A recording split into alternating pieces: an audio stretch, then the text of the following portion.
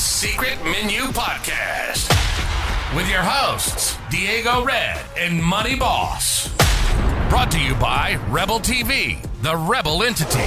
Live from the West Side and worldwide.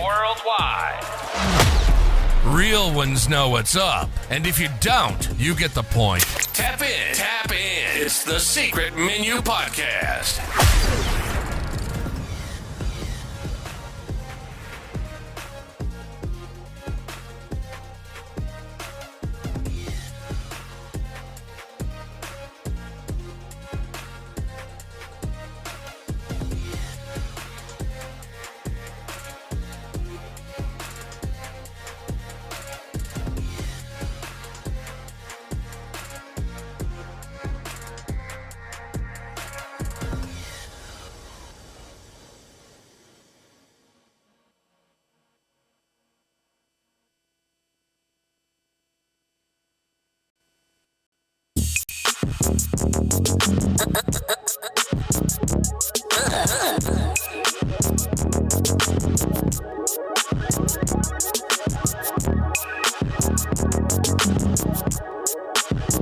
This is fresh. The Secret Menu Podcast.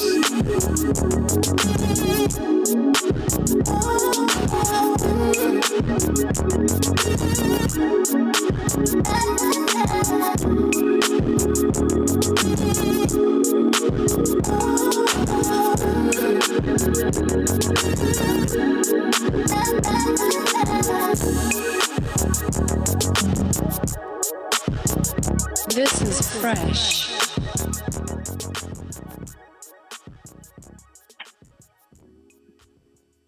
Money Boss. Just came in.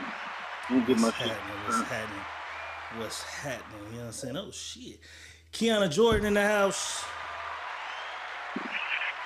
She said I was finally able to tap in. I think she's coming to us all the way from like Virginia. She's featured on a new record that's coming out on the 4th of July featuring herself and Miss Story. You know what I'm talking about? At Risk It All. Miss Story featuring Kiana Jordan. She made it. You know what I'm saying? Amazing singer on the hook of that record. Welcome. Glad you could finally catch a show for the first time. You know what I'm saying? She says she always misses the show. Jackie Brown is in the house, though. Kendro Marshall is in the house. Machina's in the building. Q Ball is in the house. Shout out to everybody else that's pulling up. You know what I'm saying? Money Boss is in the building. I'm in the building. Let me see. It's Thursday. We missed Hump Day. That was on me. You know what I'm saying? Somebody was too busy humping.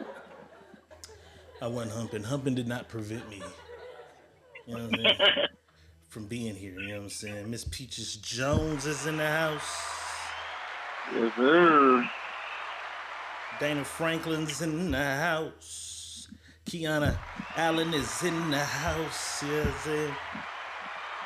Yeah, Hump Day, it was like a life hump that stopped me from being able to be here. It wasn't actual. I wish it was some actual humping that prevented me, but it was not actual humping. You know what I'm saying? How was your day, though, boss? What you getting to today? Absolutely motherfucking nothing. Yeah, absolutely fucking nothing. Probably one of the worst, laziest days of my fucking life. Was you under the weather? You didn't feel good or what? I just felt like, fuck it. Don't do nothing. I ain't doing nothing. I ain't doing shit. Felicia Kelly's in the house. Cuzzo, how you feeling? Welcome. Good to see you here as well. Without further ado, though, it's the Secret Menu Podcast on a Thursday. Diego Red is in the building. Money Boss is definitely in his own building. And I am chilling. That's it. I'm chilling. I ain't did nothing crazy. I ain't been fucking with your mama. I'm chilling. So, tell y'all when I get back on my shit, you'll be the first to know. It's regular. It's regular. Right. It's regular right now. You know what I'm saying? Yeah. Let's get it cracking, though. You know what I'm saying? Glad y'all could be here with us, you know what I'm saying, on a Thursday evening. A little late, it's after 8. Um, the world kind of knew what was going to happen. We knew for sure wherever LeBron went, his son would go. That was kind of the thing. Early on, I started seeing reports saying Lakers are preparing to offer him the max. I believe it's $160 million for just, is it for just next year? Because he's saying his last year he wants to play with his son. So it's like 160 million or something for just next year. You know what I'm saying? Mm-hmm. A lot of people was trying to bust they move, bust they play, get things done. Somebody I see that is a rapper, but he definitely is trying to make his mark in the sports world because Ice Cube offered Caitlin Clark $3 million, I think, to come play, and Dirk offered her, I think, $1 million or something to come play on his team that's in that league. So he trying to put his bid in because he posted this. He was definitely trying to get Bronny to play in Chicago. And he told the Bulls if Bron and Bronny came to Chicago, he had half their contract. Now, I ain't a nigga in nigga pockets. Durkio, I know you getting some dough. If that max is $160 million, though, that's $80 million, nigga, for just Bron. I'm sure his son probably get the minimum because he's a rookie. But Durkio was like playing Chicago, I got half. He got half on it. I think that was just a nigga. Yeah, it was a LOL at the end of that. But a lot of people are excited. They want the king. They want the king with them. He still, even though the decision has been made that I'm just about to talk about, he still could walk out and leave LA tomorrow. He could leave. However, I don't think the Lakers wanted him to leave because they kind of sweetened the deal. They prepared to offer him the max, and then history was made today. The first father and son ever will play on the same team. The Lakers drafted Bronny James next season. I don't know how much playing time he's gonna get, but he gets to play next to his father as much as I be hating and shit. This is historic. This is a power move. A lot of people say this is Bron flexing his power. This is history in the making. Let's take a quick glance at this before we get into it. This is back in 2010. Look at LeBron. He looks so young in 2010. 2010, that's 14 years ago, man. 2018 in the middle.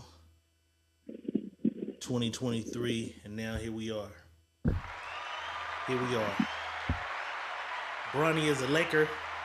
I am a Laker fan. Boss is a Laker fan, so I have to take this two different ways. First of all, boss, let's just talk about what it is for LeBron to flex his power, not only as a black athlete, as an icon, as a legend, but as a father. As a father, an icon, a legend. Let's take a Laker out of this because we're going to get to this Laker shit. But as a father, an icon, a legend, and a rich-ass black athlete, what does this mean for the culture, the sport, and black people in general? It means that Bron did what he was supposed to do as a father. It means daddies are stepping up and doing exactly what they need to do when they're in positions to get their kids in better positions. I'm not racist to anything or to anybody in any culture, but they've been doing it forever. If you go in the fucking football coaches, you can go down the line. Who daddy didn't coach? Whose son is coached? That's all a part of getting my son in there. Even in professional basketball. sports? Yes. I Kyle can't. Shanahan I can't is, recall any. Kyle Shanahan is whose son? Mike Shanahan. That's his daddy. But Go what? to the What did his daddy do? get him on. That's Listen, not. get him. It's plenty of athletes who have kids that made it to the league. This is the first on the same team, but we know a lot of people got the kids in the league. Right. So Bron did the same thing. That's it. He did the same thing. That was no flex. He got his son in. That's it. In and I'm on Bron. the I'm gonna get same my son. team. That any team could have picked him up. I get what you're right? saying. You're saying other players have kids that they helped get into the league. Yes. Even if they wasn't in the league no more, they helped get their kids into the league. He just happens to still be there, is what you're saying. Right. Same shit. Doc River and Austin Rivers. Didn't Austin play for his daddy? I don't remember. Same shit, bro. Yeah, he played for his dad. This shit, off the rip, or he made it over there? No, he made it over there. Okay. And then when everybody was gonna drop him, his daddy got him over there to where he was at. You know what I'm saying? Like that. This is what it's about. It's putting generational. It's putting your sons and your kids in position to carry on. So that's all Bron did. That's Bronny's dream. So I'm gonna help him fulfill his dream. I ain't mad at him. Ooh. But I'm mad at him. Mm-hmm.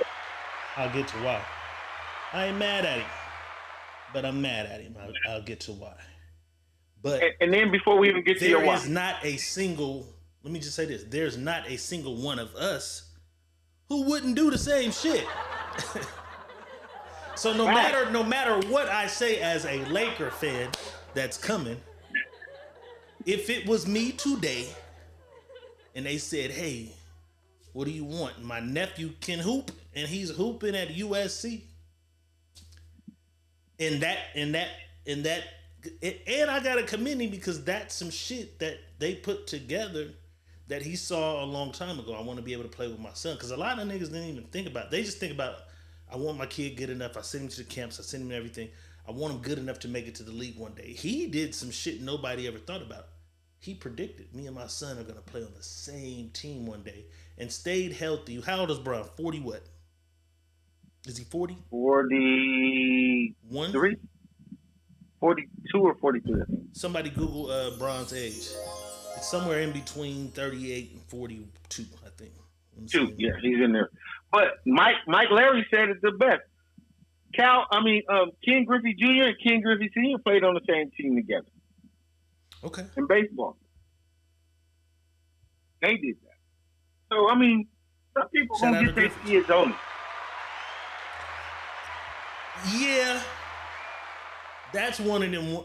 Yeah, they did. They did. Ken Griffey Jr. is like the greatest fucking baseball player ever, though. You know what I'm saying? Like, I'm just saying, Ken Griffey Jr. is top 10 greatest baseball player ever, though. Yeah, Daddy maybe not so much. Daddy was good though, but Ken Griffey Jr. is one of the greatest. Ain't no way he could have played anywhere. And maybe his daddy did have you feel me? Did he come in onto the team with his daddy though? See, that's what I don't know. Yeah. Okay, Bron's 39. Bron is 39. Bron is 39. You know what I'm saying? Dove Cream in the house. Dove says Lakers making poor decisions. We gonna get to it as Laker fans, Dove. Dragley in the house. Mike Larry's in the building. D1 is in the house. Let me see. I've seen a few other people. Mandy McIntyre, Kimberly Williams is in the building. I see y'all pulling up. We're going to get to it as a Lakers fan. But as generational wealth, as opportunity for, I'm supervisor at UPS. I got my son in. You know what I'm saying? I got my son in. I didn't mean to play that much. But as supervisor at UPS, I got my son in. Take it a step higher as city councilman. I got my son in as some, you know what I'm saying? So I respect that. I'm not mad at a black man doing what a black man needed to do so that he gave his son the opportunity. However, I am a Laker fan. as you are a Laker fan. We Laker fans, though. Facts. So one more So time. before we go, Wait, before we go into that, go ahead. Before we even get into that, being a Lakers fan, before we do that, this kid had a heart attack. Okay, Shaq's son too. So I don't even want to get into that because I got thoughts and beliefs on that too. Two of the richest, most prominent basketball niggas ever, with some of the same trainers and programs shit they went to. They both suffered that same shit. Right. So This is what I'm saying. And I don't know why Shaq didn't push his son into the NBA. Because Shaq could have did the same thing. If Shaq wanted. Heart attacks ain't common in 18 and 19-year-olds, bro. It's not. He had something that was very rare that Bronny did. Bronny had some rare condition that caused him to have his heart attack. But what I'm saying is, a lot of people believe it's performance enhancement drugs. Let's say that. I don't know. I can say I don't know. Because somebody debated me on that earlier because I said his average. And they was like, well, what about his fact he's dealing with? Hey, this other nigga could have lost his daddy and went into depression. And so his average slumped too. Life is part of the game. So I'm not giving no extra passes because you had a heart attack and this nigga mama died in a car crash. You gotta persevere regardless whatever obstacle comes in front of you when you are trying to be number one. You can't when they tell you may not never shoot a basketball again in your life. He had to go back to a whole understanding how to be mobile again. He was playing he was playing the very next season, bro. No, but that's what I'm saying. All of that time, he had to get back to understand everything he knew. He had to get back to it. He didn't just come out, I had a heart attack, go back surgery. No, he had to small steps to get back to what? And then we expected him to be exactly who he was before. He wasn't that before that, though. Let's not make it seem like he averaged all this shit before that. This was high school. This wasn't college. This was high school. And he was that in high school. No, it was some niggas serving. He played in a league that predominantly played white schools. He was doing the shit. When facing them black schools, niggas was giving him the business. Niggas was giving Bronny the business, bro. They played Sierra Canyon only played at top schools, period. No, they played a lot. They don't play just regular. If you go to YouTube, they play at top schools. I've watched this nigga the whole shit. You know what I'm saying? They played a lot of white. They played a lot of white schools, bro. And I guarantee you, if they played a lot of white schools, and white schools was in the top 25 in high school. Possibly. I'm just looking at the shit as white players. So my eyes just see, okay, when they playing a lot of white players, he doing his shit. You know what I'm saying? I don't even know his high school average. Somebody Google the high school average.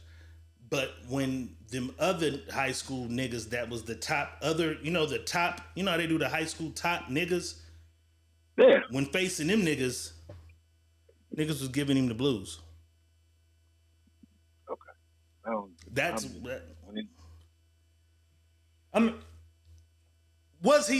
Was Bronny LeBron in high school? Hell no. Okay. There was only one. That's LeBron. all I'm saying. Okay, I'm just saying. There was only one LeBron. No, there wasn't. There was a nigga named Zion Williamson in high school. Zion, listen. He wasn't Zion in high school either. He was a decent basketball kid in high school. Okay. Yeah. I'm just like, take LeBron, your daddy, away, and we just looking at high school shit. You know what I'm saying? Like, he was a good high school basketball player, my nigga. That's all I'm saying. That's all I'm saying. Because now we get into the basketball aspect of the shit. You know what I'm saying?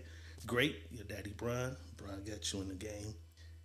And I don't know. Because somebody else said, who better to be drafted than him at 55? The nigga that went at 56, 31% from three-point line, averaged 18 points a game, 6 rebounds, 4 assists.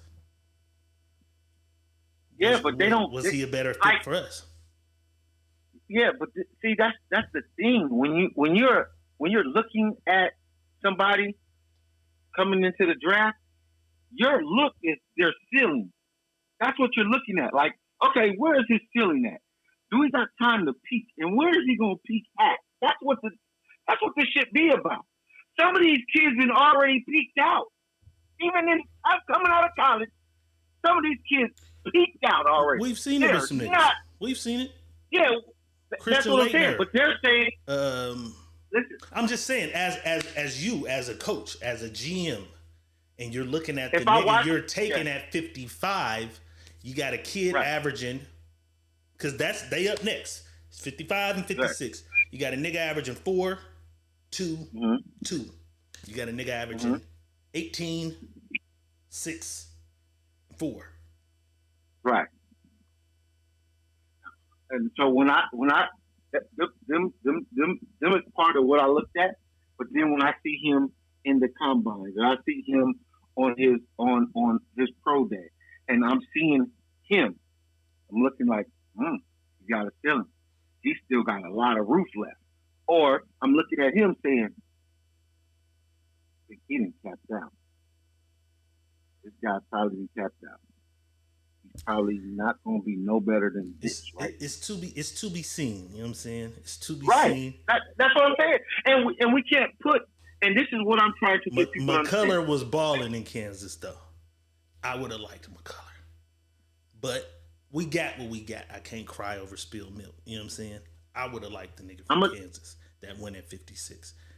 I would have liked a lot of other niggas. Mateen Cleave was a killer at UConn. Mm-hmm. Point guard was a killer. He didn't make it, though. He didn't make it because he capped out his ceiling at UConn. That's what happened. You don't have room to grow anymore. That's a lot of these kids ain't going to have no room to grow. So they're getting younger kids that they see that's going to have room still to grow. And if these don't grow, guess what? We don't lose nothing. If Bronny don't become nothing, we don't lose nothing. And Lakers are good to give away these young kids anyway. And every young kid we gave away became somebody somewhere else. We gave away them ball niggas. We gave away them ball niggas. That's what we did do. But I think that had a lot to do with the daddy. We gave away everybody. Come in and Bron run shit when he's somewhere. Period. LeVar and Bron could not coexist. Got him out of here. I think if LeVar wasn't the ball boy's daddy, that ball brother, the point guard, he would have worked. He would have worked because they had their moments. You know what I'm saying? He would have worked, but the daddy, get his ass out of here. But this is what I'm asking though. Now we getting into basketball. I just want, what player with averaging 4 became that nigga? You know what I'm saying? I think that's the problem. I think that's the biggest problem. We're looking for him to be that nigga. And he's never going to be that nigga. He's going to be able to run your team. He's going to be able to be a point guard and run your team. That's it. He's not going to be a nigga that's going to give you 28, 25. None of that. He's going to give you 10. He's going to protect the ball, play some defense. That's it. That's all he's going to do. He's not going to give us. Cool. I'm not looking for Bronny to give us a 15. Got it. So I'm saying if this nigga is not LeBron's son, looking at him, do you help this Laker team next year? Is that the pick you would have took if that ain't LeBron's son? If that ain't a part of us keeping LeBron here for one more year, for the retirement year, is this a nigga that we taking to help this Laker team? Go back in time. This nigga he had 3 daughters. He never had a son that could be there for this. There's another kid, though, at USC averaging this 4, 2, and 2 or whatever. Right. Would he be in that position at the Lakers right now? I don't think he would be at that position. No, I don't think so. I don't believe he would be at that position because we're not going to look at him at that position at that time. We're not looking at him. Period. So we all agree it's a part of the LeBron bargain. I can't say it's part of the bargain. I can say it's got LeBron all over it. Can't say, well, you're going to give me $100 million, I'll stay. Because LeBron could have said, hey, because he said it. He said, all I want to do is help my son. I want to play with my son my last year, is what he said. Listen, but he if we also take your said, son, we got where your son is at.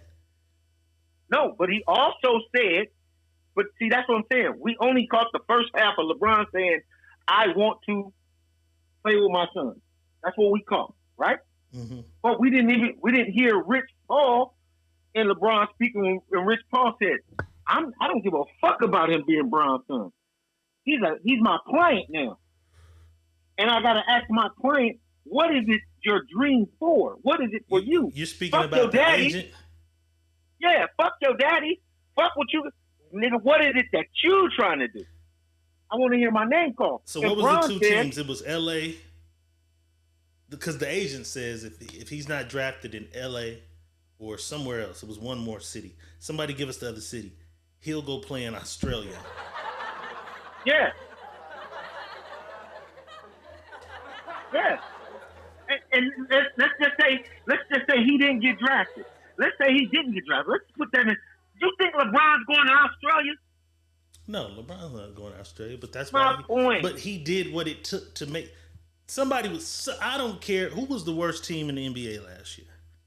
I don't even know who had the worst record. The Hawks, not the Hawks. No, not the Hawks. The Pistons. The Pistons. Shout out Sheikh Demir and his Pistons. The Pistons. We need to know who's going to be the worst team in the NBA next year, though, boss, because we bet wrong. We keep gambling on who going to win. We need to just go put all our money at, because we know these niggas is going to be 12 and 68 or whatever the shit is. We need to just bet every game they lose. That's how we're going to bank up next season. That's how we're going to bank up. We're going to bet in reverse. We're going to bet against It's going to be the Pistons going to be sorry next year again. It's going to be the Wizards sorry again too. Wizards it's was gonna be, and it's going to be Dirty Hussein and Charles Clay in the house. Moose say Utah. Man. I thought Utah was decent. Wait a minute, Utah? No, not Utah. I'm talking about the motherfuckers that lose. Who's losing every night, damn near? We gonna do that. Well, I mean, everybody watching right now, Pistons. inbox me when y'all. The Pistons again. You think I gotta go see who they got, what trades they make. But we gotta see who's gonna be the weakest team, and that's how we gonna bet every week. We gonna just bet on the lose, because you gotta think, if it's 88, 82 game season, how many games in 88, 82, 86, 80? 84. 84. If they only win 12, nigga, you know how much? 82. And even when 82. they win in that point spread, we'll probably still be winning games. We gotta fuck with the losingest team next season. We betting on the loser of the lose. We gotta figure out who the fuck is the loser. You know what I'm saying? Okay, so we can both agree he's not technically gonna help the Laker team, but it helped us secure LeBron. Wait, the Hornets was sorry. Houston Rockets was the worst. Hornets. Houston got was potential. The Hornets was the worst. Charlotte Hornets.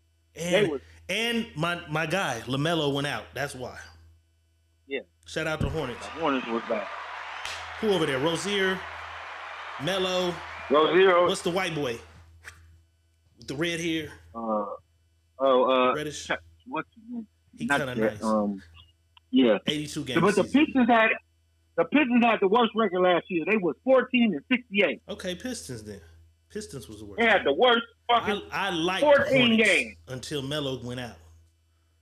When I set my thing for the faves, the teams I watch is Lakers, it's Hornets, it's Pelicans, and Memphis.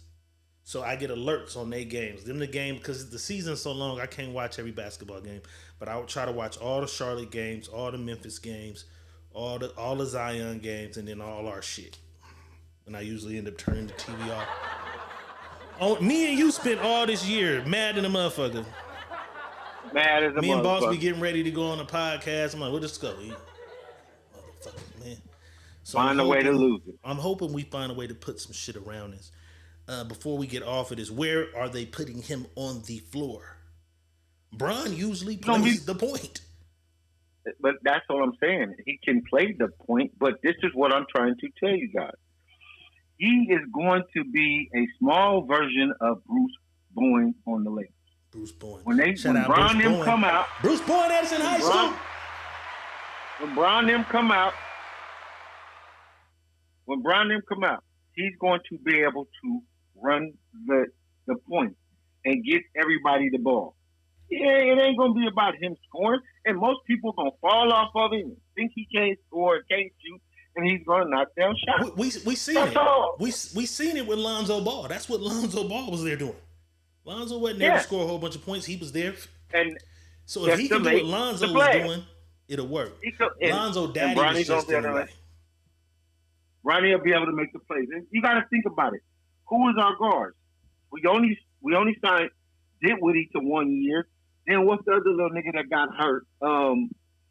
We had him, but he couldn't stay healthy and got hurt. Mm-hmm. And then we had the lefty boy, the snitch, the nigga that told on Swaggy P. The snitch.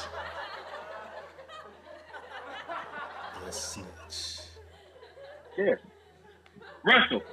D'Angelo Russell. Okay. So we had D'Angelo Russell. That's my guy, though. Yeah. He balled. He balled last year, though. He kind of. That's what I'm saying. He kind of won me back. He did, because he that nigga can shoot his ass off when he's shooting. Yeah, but it was him as the point.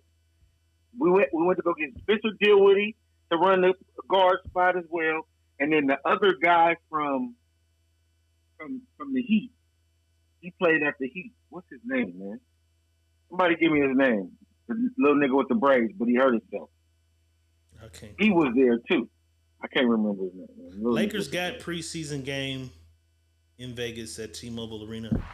I'm going to catch one. That's my mission. October. Now that this nigga's there, I'm going to boo in person. I'm not going to go boo. I'm going to critique. Going to watch him against the other rookie caliber guys. I'm going to critique. You know what I'm saying? Once again, though, shout out LeBron. You flexed. You showed that you are who you really him. And people argue with me though. Every time I say that he really runs a team, niggas be, oh nigga. I was like, hey, we ain't really had no coach that coached. Like he pretty much is gonna put a nigga there who kind of run with his game plan. In the huddles, you see LeBron doing this shit. You know what I'm saying? And then you'll see the coach kind of chime in. The nigga's out of there, right? Oh, yeah, he's out of there. Who? The guy you didn't like. I don't even know the nigga name. What's the last nigga? The last nigga who kept subbing all the nigga. Every time we got some good shit going, he take a nigga out. What was this nigga name? The black nigga. What's his name? I can't think of his dumb ass either. He out of there, though. He out of there. I could see it in the huddle. It was coming. You know what I'm saying? So that brings us to this. Lakers have signed J.J. Redick. The sniper. J.J. Redick, the sniper. A basketball playing coach. A coach who ain't been out of the league too long. You know what I'm saying? A coach who has no experience as a coach on this level. Coaching his son's team, they said, like AAU team or something, is his coaching experience. That's his resume. Friend of LeBron, he's there. When I say it, niggas, oh, nigga, we ain't never had a coach. We never had a coach that coached. You know what I'm saying? But we got another. If it worked with him, it worked. You know what I'm saying? So, J.J. Redick is there. What do you think of him? Yeah, I think. Thank you. Terrible choice. I thought you was gonna ride for JJ. JJ Redick as a coach. Choice. I don't like it either. Best player coach you can think of. Like a nigga. Right now? Because you'll see niggas like you'll see Phil Jackson black and white photos in like college or high school. But I'm talking about a nigga you knew, Doc Rivers. That's the like for me, the best nigga who really was one of them boys on the court too, and was a great coach, Doc Rivers. Is there anybody else you can think of in the comments? Hell yeah, Mark Jackson. Mark Jackson. I'm so angry It's a that we travesty didn't though. go They get snubbed him. him. They snubbed him though. He got some That's other shit crazy going on, because- bro. Mark Jackson is the reason Golden State got championship. Speaking of Jacksons, Kendrick Jackson in the house. Yeah. If Mark Jackson didn't go Something over there, happened in a locker room, and he said because I don't know him, but he got to be one of them niggas who just fuck you, like, cause it's like everything's going so great. Why the fuck did y'all get rid of him? Then when y'all get rid of him, somebody out of all these motherfucking 30-something teams is gonna pick him up. Nobody gets him. bro, It's some other shit. He's been blackballed, bro. yeah, he's a New Yorker. He's from New York. He's a New Yorker, and motherfuckers didn't like the way he talked the game. But like he said, I'm gonna do what I need to do to get my guys the way they. Steph didn't shoot like Steph shot till he pulled his motherfucking coattail and told him. And Clay neither.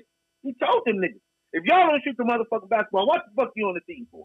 He revolutionized that 3-point shit that changed the NBA. Steph Curry get the credit, right? Right. But it's Mark Jackson that did this. And I've never thought about it because Mark Jackson was the nigga Steph Curry was as a player. Not as good at it, but he was Right, he was but a he was sniper. him. He was a nigga that'll pull that motherfucker from 10 feet Quick. behind the line and bust your eye. Come on, man.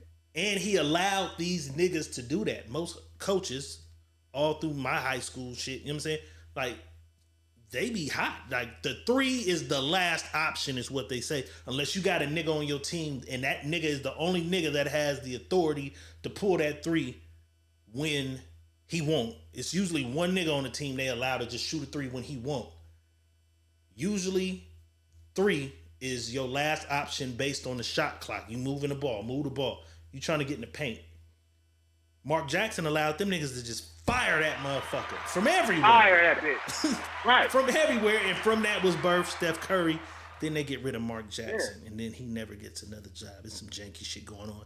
JJ Redick is the coach, and then controversy follows everybody in this new day and age. It's the Tell era. It's the My Story era.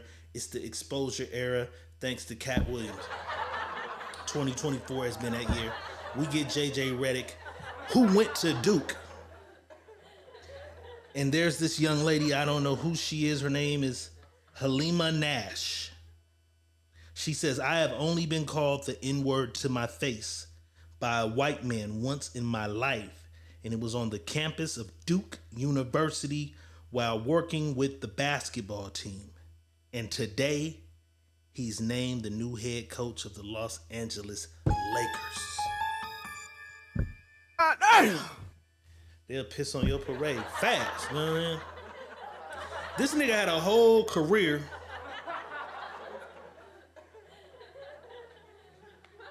Redick played where? Charlotte, Chicago.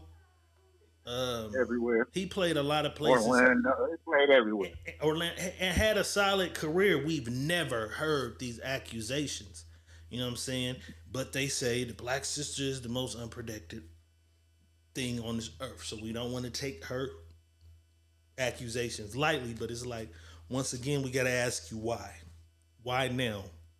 He's had this career. Does Redick got a ring? Did he get a ring? Fuck no. He never got a ring nowhere. He seemed like one of them niggas who snuck one in. He never snuck one in? Because there's some niggas who snuck one in. So maybe he never was big enough a name to a woman who doesn't really watch basketball. He wasn't. And then when she sees him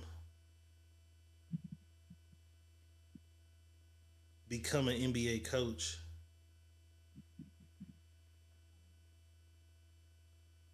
his career. He played for 6 teams, so he wasn't 15 years, 16. Okay. So she probably really didn't get to, you know what I mean? Mm-hmm. His name wasn't like he was the star of the team ever. And where's Duke? Was never. Duke just seems like one of them places where North Carolina. it just seems like you're getting called that. Somewhere. You're getting called that out there, wherever that school is. Mm-hmm. Where's that shit at? Duke is in like Virginia. Where is Duke at? Virginia, North Carolina, somewhere around there. Duke just seems like, yeah, motherfucker called me that. You know what I'm saying? I'm not sure. You. That's in North Carolina. It's in Durham. Do you believe there was a time, and a situation where Reddit? Fuck yeah. Fuck yeah. Reddit called her that? Fuck yeah. Fuck yeah. Fuck yeah. I believe her. Okay. Ain't just something she's saying. I believe her. Right. Does that change your Well, you already think he's gonna do a bad job as a coach. I do too. Okay. Listen, man. But what's the statute of limitations on that? Do we look at him like I'm just saying, we've never heard anything about this guy in 20-year basketball career, however long he played, college career, none of that. We hear it now when he becomes a coach. Do we automatically be like, Reddick's a fucking racist? Deuce Honey's in the house. Does her one accusation make us look at him forever now? He was a racist. No, we just open our eyes to, if you said it once, you'd have said it plenty of times that before. Part. That's it. We don't look at you no different. We know that you use the word. And you will use the word. Period. That's just who you are. That's you. You may not do it in front of everybody. At everybody's around. But you'll do it, motherfucker. When you got you and Jimmy and motherfucking Sean, it's you, Jimmy, and Sean, you gonna use it. That fucking nigga tried to guard me. That's what they all do. Bust his black ass from the 3-point line. Right. Sad shit, so a little controversial. Mike Brown played? Where the fuck Mike Brown played? Mike Brown's a good ass coach. He was a good ass coach, but was Mike Brown a hooper like that? I don't know. I've never seen him hoop. His name never just hit my ringing board about basketball except coaching. That's it. Darvin Ham is the nigga that we don't like. Yeah, Darvin Ham. I was just about to say that. And he played. This how this makes sense. He played, and he sucked. Yeah, I think I seen his one highlight that existed. But it ain't about that. If he was all right, he wasn't even all right. Be a great coach, though. But I'm just saying, you know the sport well enough to coach. Be a great coach. You let us down a lot of times with your coaching abilities. Do you think he'll get another job? Hell no. Hell, because he can't coach. He can't coach. He can't coach. He calls a timeout when you're on a 12-0 run. Your team is on a run. You calling timeout. What the fuck are you doing?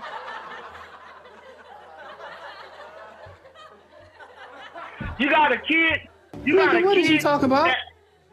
You got a player on your team as hot as fish grease. You pull him out. And then not only do you pull him out, you set his ass damn near the whole rest of that fucking quarter. Maybe this. I'm like, what the fuck is he doing? Yeah, he did a lot of shit that just made me mad as fuck. Hey, coach. Man. However, once again, man, congratulations. LeBron and Bronny, don't let the people down. You know what I'm saying? I don't have too much expectation for you niggas. That's what I'm saying. Why are we putting so much expectation on the 55th? Because there are people though on my timeline who are like, y'all don't. A nigga told me, shout out Quality Kicks. A nigga told me, nigga, he finna make you motherfuckers feel like Kendrick just did. He's gonna hate. I said, wait, how's you putting Bronny in a sentence with Kendrick, nigga? Yeah, because the hate, he gonna prove all y'all wrong. I said, man, you done mixed some shit up. He's going to be a solid basketball player because his IQ is really good. So that's going to make him a good player. He got good IQ for what he's there to do. If he's able to play really good defense and guard somebody, which is going to be hard. He's 6'1". Most of the guards now is 6'5" and tall. Mm-hmm. So it's going to be hard. But he's playing with his daddy, somebody he's probably played pickup games with all his life. That could be comfortability. It could be uncomfortability too. When he's looking at you, when you make a mistake, the pressure, the fans, all of this shit that's about to be on his shoulders is heavy. This is not an easy position for him to be in. But that's what I'm saying. Why would anything be on his shoulders? Period. And he's not. That's just the way the game. That's just the way the game goes, though, bro. But how? It's not. But that's just. It's just how it goes. We never put pressure on a 50-50 pick. He's never getting no pressure. Yeah, but we talk shit on the other 55th picks when they on the floor. So the pressure's on you. Whether you scientifically want to break, we don't scientifically go back and look at when was he drafted, or when nigga we look at you when you on that floor. Get this fucking doofus off the floor. Who is this nigga? That's what we do. Once you there, you there. Right, but You're we the can't son do that of yet. LeBron. What does that have to do with anything, the pressure's on. You think it shouldn't have to. Why? You can just look at your timeline and see it do, though. It don't matter what I say or you say. You see it. Like I said, I'm arguing with niggas. They think it's finna be the greatest shit ever. This is the power move. Other niggas is like, it's the worst shit ever done. We should have put another chess piece into that position. Like I said, there's a kid who did not make it to the league because he was one spot short. In that spot, nigga, you gotta make us feel like you didn't rob some kid of an opportunity to be in the NBA who has to go play overseas now. You know what I'm saying? Like the pressure's on. That don't mean you got robbed. Man, there people doing this forever. My son need a job. I'm gonna put my son in position. That nigga who didn't get the job got robbed. You still got robbed. Your daddy gave you the job, nigga. I needed it. Y'all got, you know what I'm saying? You're still robbed. No, you didn't get robbed? Yeah, you got robbed. Listen. You got robbed. If you were good enough, how many niggas they taking? If they taking 99 niggas and you were good enough to be one of these 99 niggas, knowing Bronny probably wouldn't have even been drafted if his daddy wasn't LeBron, and you're the 100th nigga who didn't make the 99th spot because this nigga said, if you want me, get my son, you got robbed. But he didn't say that. We just assuming he said that. No, he said, I'm playing wherever my son is my last year. And that's what I'm saying. And you didn't hear him go back and say, it don't matter. Wherever, all I want to see is my son get drafted because that's what my son wants. So he's already saying, the gloves is off. If he gets drafted, he get drafted. So that's the spot. I'm not leaving. That's the spot. He was going wherever that nigga was because he has the window to do that. He set his deal up to be able to move and do that. That's why everybody's bidding for it. We just seen it happen. We know it happened. We know why. We know why it happened. We know why it happened, bro. Okay. We know why it happened. I just think Lakers Lakers did not just have such a high interest in Bronny. Our interest was in keeping LeBron there. Get Bronny to keep LeBron here, bro. Like, we know what this is. If that's the case, why didn't we pick him at 17 instead of 55? Because we got to get what the fuck we need something. We need a cushion. Because more than likely, the agent's saying if anybody else picks him, he's going to Australia. That's what I'm... So all these other niggas is like, we're not even going to waste our time taking this nigga, then scrambling to try to replace what could have been. So that eliminate 28 teams or whatever. That eliminate all of them. It's just two motherfuckers. That's what I'm saying. That's what I'm trying to say. What did you say? If he's already saying, hey, if these two teams don't pick you, Bronny's going overseas to play. Mm-hmm. Bronny ain't going overseas to play. And Lakers ain't letting LeBron be unhappy. They're not letting him be unhappy. Because what that doesn't mean if my son, so if your son goes overseas to play, you motherfuckers didn't do what I needed y'all to do to keep me here. I'm gone. Listen, and that right there, we're not gonna. Why are we worried about if he's going to leave and he's only going to give us 1 year? That For the wasn't same it. reason they said they're willing to pay him the max for the 1 year. He's supposed to get. That's what Kobe. Every superstar gets the max at the end of the year. They all get the max. If they didn't Jordan care, got the max. Kobe got the max. if they didn't care, come on. If they No, didn't bro, care, come on. No, that's what a franchise does to a player that they say is loyal to them. That gives them that. They all got that. Every player, when they went somewhere and they was there. So it had nothing to do with we want to keep LeBron here and keep LeBron happy? Come on, man. Nah, bro. Come on, that didn't happen. I'm telling you, people looked at him when he went to his pro day and they said the kid can play the game. He got a high up ceiling. That's what they keep saying. He has a high up ceiling. That's all they're looking at. That's what the pros look at. They don't look at did not if you get just in the league right now. on his pro day, bro. Okay. His performance is not what got him to LA. His performance is what. That's why everybody was talking about him. Talking about him when? That's why was his pro day. That's when everybody started going back to talk about the guy. Was when his pro day came in. Like the kid can shoot. The kid can do this. The kid can do that. He's got high vertical. Right. That's what they talked about. All this shit through the whole process has been LeBron saying, I'm playing where my son is going. Bro, you missed his it. agent saying this. If not, it just would have been quiet and it just would have been his son try it. All this other shit swayed this, man. But you're here now, nigga. You got work to do. Congrats. Make me a believer because I'm going to be on your ass. You know what I'm saying? What Boss said, the standards are low. Anyway, so standards are low for me anyway. So, you know what I'm saying? But as a Laker fan, this does not help our team get to a ring. Doesn't help our team get to a ring. It don't hurt us neither. That's a player that somebody else could be there to play. You could have got another nigga to trade for another nigga that fit our team better. And it's still time to trade deadline, all this shit. So we're going to see how this shit look in the end, but he's holding the seat up. He's holding the seat up. So I hope you get ready. You can't say that. You just said he's holding the seat up. How can we say if he's holding the seat up or not? He ain't even played. He may not even make the team. Whether or not, nigga, you're on the team. You're on the team. No. He's playing, He gotta make the team. All right, he's playing. He has to still make the team. He's playing, man. And the other thing is this: it's going to sell 1 million fucking tickets. Like, we see what this is. Come on, man. It's gonna sell. He's gonna sell more jerseys than any other fucking rookie. It's financial, but when I do that shit with, like, let's say a Caitlin motherfucking Clark, then it turns into some other. Oh no, we know what this shit is. Bronny's finna sell more motherfucking jerseys than any other motherfucking rookie. Any nigga in the first round, Bronny will sell more jerseys than 1, 2, 3, 4, 5. Bronny will sell more motherfucking jerseys than. It's marketing. He's playing with his daddy. The ticket sales will go through the roof. Ticket prices will be higher with him there. I understand what it is. I get it, bro.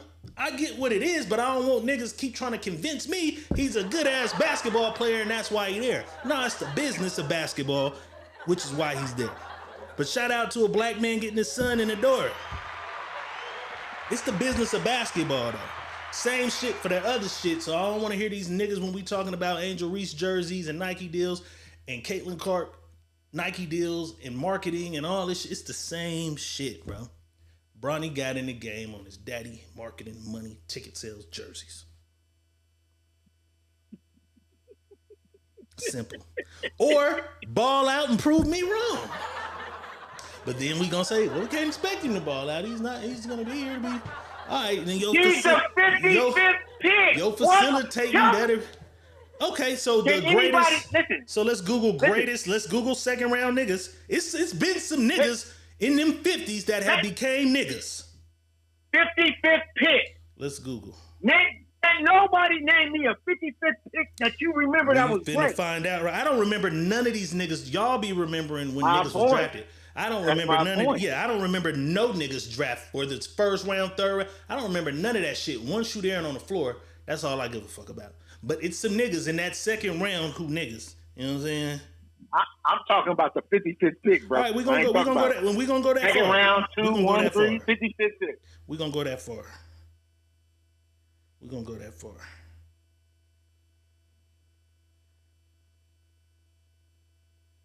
Let's see.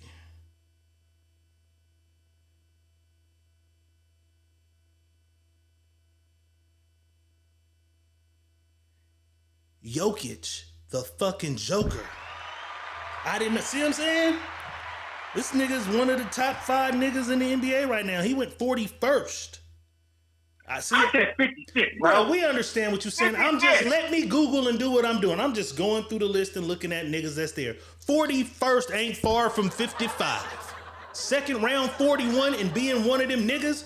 He's one of them niggas at 41. Come on, bro. Come on.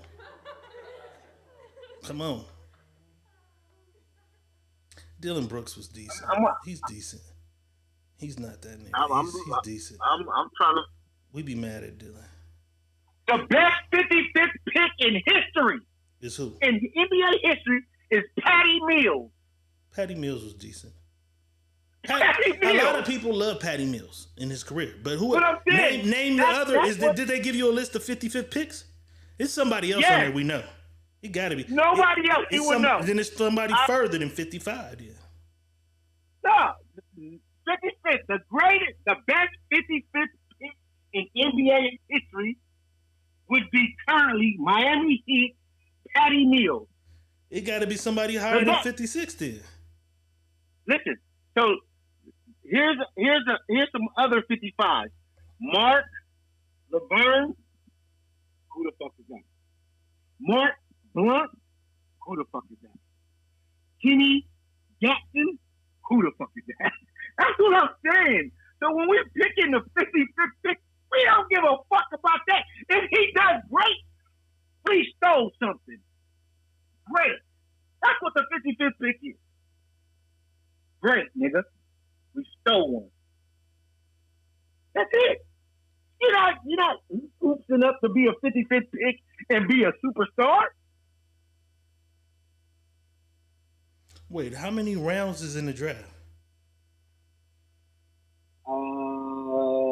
It's hella rounds. Spud Webb went in the 7th round? What the fuck? Yeah. They can't have. Is it that many fucking rounds? Yeah, see, if it's that many fucking rounds, it's gonna take me some time. Cause that means it's niggas who went way later than 55th that was good. You know what I'm saying? Gotta be. It gotta be. You can be a great nigga. You can be a great nigga at 55. Kids, don't let boss tell y'all can't be great niggas at 55. The draft has consisted of 2 rounds. So what the fuck are they talking about Spud Webb? Entry draft, a major professional. That was probably earlier. Way back in the day? But yeah, it's 2 rounds. Cause I'm like, God damn, 7. What? Listen, I would have turned the TV off. Like, it ain't gonna take me, mama. I'm gone. 1 through 30, and then 31 through 58. He was damn near the last pick. It was 51 years. That nigga at 56 was decent though. So we gonna see. That's all I'm saying. You take whatever. What we had a player though that was upset. That played for the Lakers. He went number 37. He went 37. Nick Van Exel. I will never forget this in my life. Nick Van Exel went 37. And was a dog. They put him on the RTD on the buses in LA. Our pick at number 37. He had a thing on the billboard that said, "You motherfuckers gonna pay for making me 30." And he fucked their ass over. I'm gonna do some research because there's some other niggas that's good that's back at the end of that. I know it is. It gotta be some more niggas at the end that's good. Not at 55, 56, 57. 58? Okay, so from 55, y'all, Google team go to work. 55 to 58. Google team go to work. From 55 to 58, 55 the best to players 58. ever. Patty Mills was Best players ever. was a great And they basketball said player. Patty Mills. Patty Mills was a great basketball player. If you are in Fresno, California, get ready for a new police chief. Fresno police chief resigns after investigation into relationship with an officer's wife. This nigga done got caught knocking his fellow officer's wife down. Looks like we're getting a new chief. I don't even know this guy's name, but he resigns. Usually resign means, yeah, I did it. I don't know what are you going to. Let me get back into sports before we do some Dr. Real. Let me see this. Have you watched any of the Olympic shit? No. Shout out to Sha'Carri Richardson. Oh, I seen her run. She came off the blocks and stumbled a little bit and still smoked motherfucker. And still won. 16-year-old kid, I don't know your name, but he qualified too. Quincy Wilson. Shout out to him. Shout out to AJ Johnson. He was drafted last night to the Bucks from Fresno, right? Yeah. I think he went 23rd or something. So shout out to him and his family. I think he went did he go to Memorial or did he go to where he go? He went to Memorial. That's Jalen homeboy. Him and Jalen. Somebody gave me the scoop on the kid. Like they said, him and Jalen. He was always around Jalen, and Jalen really helped him. I didn't know who the kid was because they kept saying his daddy from the north side or something like that, or from the north area. I know who his mama is. I'm doing this the whole time. Like, I don't know. And I look at the kid. He looked like he about 14 years old. I went and watched some highlights though. The boy can ball. Yeah. Congratulations. Make us proud. Yeah. Make us proud. But this is what fucked me up. I didn't even know they had football in the goddamn Olympics. But the U.S. national football team lost to Japan. How the fuck we lose to Japan? And who the fuck? Because ain't nobody over there playing. Who went to play? Nobody. Who on the football team? Yeah, I don't think none of our NFL niggas is going to play on the Olympic team due to you can get injured. You know what I'm saying? Nobody playing over there. But we lost to Japan. Ain't that about a bitch? We reported that one of the kids convicted for the murder of Pop Smoke has been released. He pulled up on No Jumper tripping. He's been going live. He was on a podcast with some New York niggas, and New York niggas is going crazy. I'm gonna kill you, son. And then he had a half of the New York niggas like, fuck them niggas. They mad. They got backdoored. And we fuck it, niggas. It ain't because how they broke it down. It was like it's street shit. He's from New York, but he's from where he's from. This is street shit that happened. Thug activities. The whole state of New York ain't liable or whatever. So I'm tripping like, damn, this nigga's on a New York podcast. I don't know what they paid him, but today his probation officer called him and said she wanted him to relocate for fear of his safety. And this nigga cuts off his ankle monitor on live and does the dash. Let's take a look. I don't know all of that shit, but just let me come pick you up and take you to Fillmore so you can be safe. I'm scared for your safety, honestly.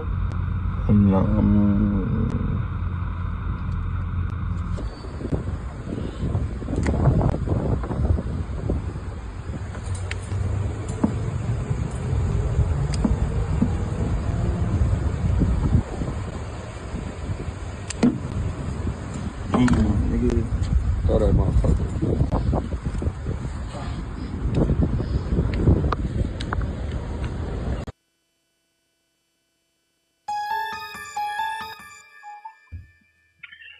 Yeah. I just cut the months off that ass right there, too. Some people believe you acting tough, but you really are scared and think you're going to be safer in jail. By doing that, you know you're going back to jail. Or do you think he's man. just clout chasing for the fame, don't give a fuck, and he gonna do the dash and thug with it?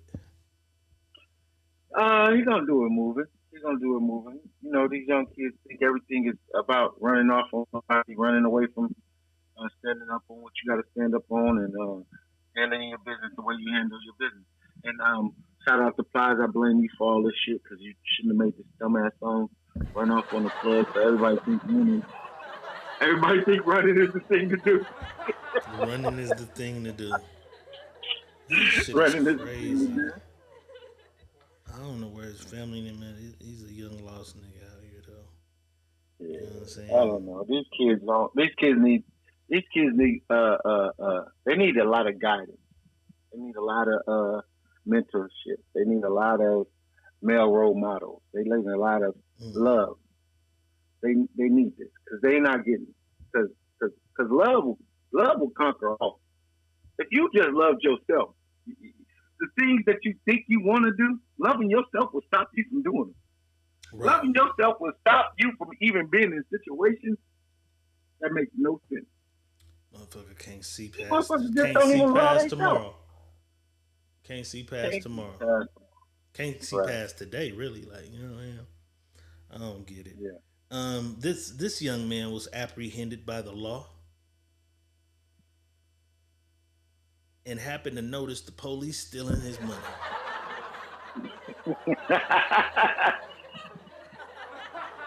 And it was all caught on tape, boss. Let's take a look. Are you saying that there's more money in here? What I'm saying is he just touched my money and went through 3 different floor compartments, and I seen him put it in between his legs. I heard my rubber band. I've been nothing but cooperative with you guys. All I wanted you guys to do was... I'm saying, but he already moved and did a lot of different stuff. I don't even care to find the money, but how you know for a fact that I'm right. Come here. Do you mind if I move? Come here. I'm tell you. I want you to hold me so you know that. Okay. Do you see anything? No, no cap. I'm not even gonna touch it. It's blue hundreds right here. It's all the blue hundreds are right there behind that receipt. Thank you. All that's my money. He didn't have that. This is your money? Yes, I heard him crumble it up. Thank you. All that's been recorded, right? That's my money. That's my money right there. Sir, you've been watching me that whole time. I seen you take it. I seen you crumble Sir, it. Just that count is it. not me. If I'm right, it's gonna be around $1,000. If I'm right, and like I told you, I just went to Wendy's. I seen you steal. No, sir.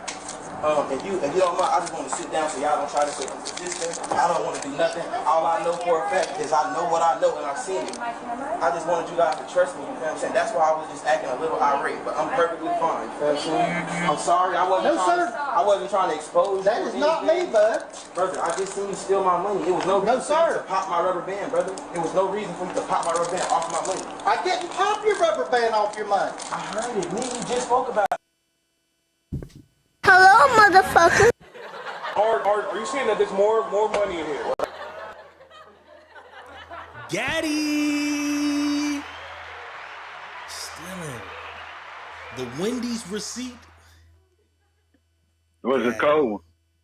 Because I just came from Wendy's. There go the receipt. Tried to hide it.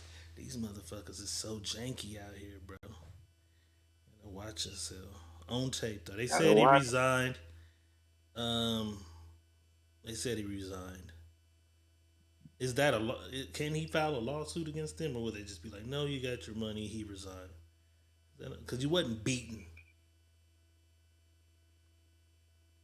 I don't know if you could. Maybe you called me stressed. I don't know. Right. I don't know. I can't trust nobody around my money no more. Right. I'm paranoid. I think everybody want to steal my dollars. I don't know, man. We spent a lot of time on Bron. Now we're gonna spend some time right now busting the move for Gina. Gina with $20 over here. I didn't see it. Where'd you see it at? On the YouTube? YouTube. Yep. On the YouTube. On the YouTube. On the YouTube. On the YouTube. On the YouTube. Regina. Back once again. $20 Cash App donation or YouTube donation. Let's do it. Hey.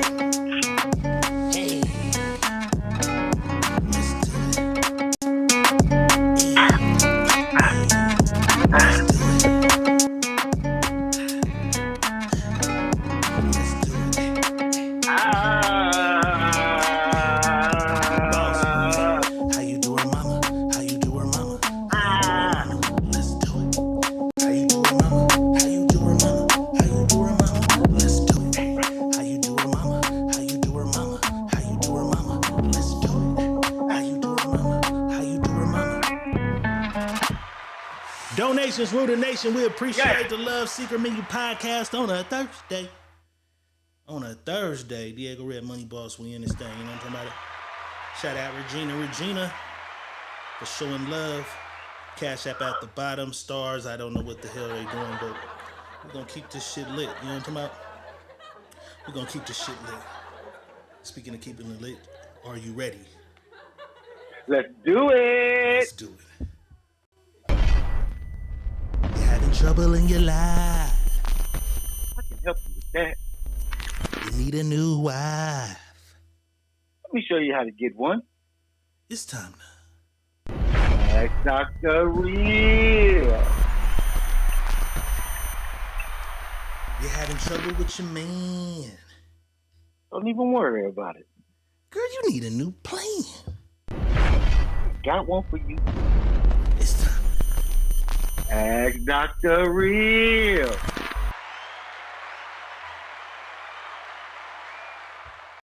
Time for some Ask Dr. Real. Sending your stories, scenarios, situations, whatever it is you got going on in your life, your homegirl's life, your baby daddy's life, And your thing. whoever's life. You wanna To my inbox, Money Boss's inbox, or the Secret Menu Podcast at gmail.com, and we assure you that you shall remain anonymous. remain anonymous. We ain't gonna tell on you. Remain anonymous.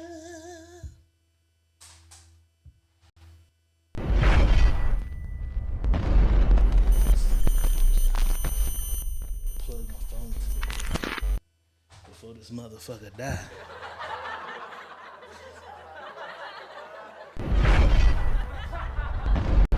You feel me? All right, boss, this guy says, so I met a beautiful young woman. While hanging out one night, we exchanged info. Spoke to one another around twice a week for 2-3 months. And in that period of time, I asked her out for 4 more times. Her schedule never seemed to match with what I had planned, and she never suggested an alternative day and time.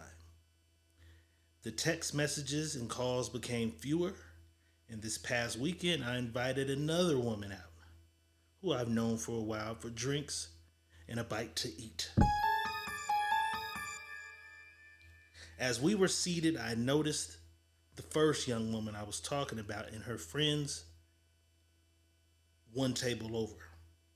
If looks could kill, I'd be dead. I waved and I acknowledged her. But I stayed attentive to my date, like a player would. You know what I'm saying? I stayed attentive to my date. Her and her friends left shortly after, with her kind of patting me on the shoulder as she said goodnight. Later that evening, though, she texted me, wow.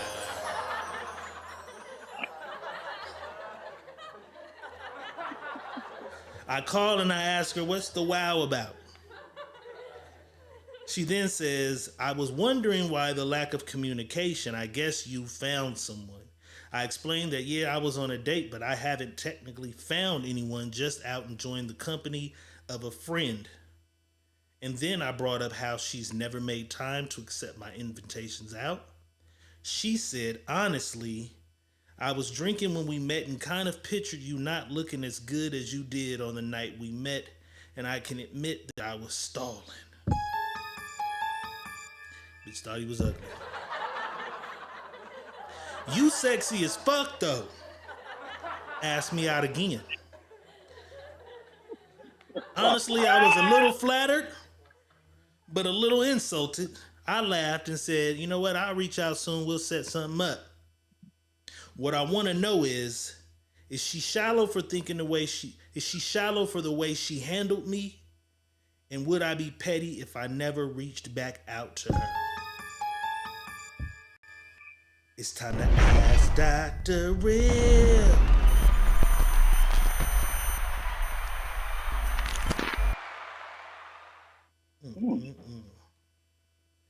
Interesting.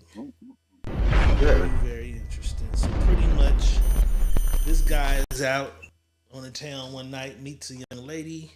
They exchange numbers. He's hitting her up for 2, 3 months. They talking, they texting. But every time he's asking her out, she's like, I gotta wash my hair. Oh, I got church in the morning. I'm not free. 3 months of this shit. She's never available. 3 months pass. He asks another young lady out that he already knows. Hey, you want to go out, get a bite to eat? They get out. He runs into lady from the other night or lady from some months ago that I've been talking to, but you kind of been playing me left. The calls and texts been getting fewer and fewer anyways. But I run into you. He waves at her. Hey, how you doing? But he said he stayed attentive to his date though. Focused on his date, kept it going. As she gets up to leave, she walks by and said, hey, you have a good night. She shout out to her. She kept it player. She didn't act weird or rude or she really didn't have nothing to act weird or rude for. I've never seen you again after I met you. But women find a way to do some bullshit. Find a way.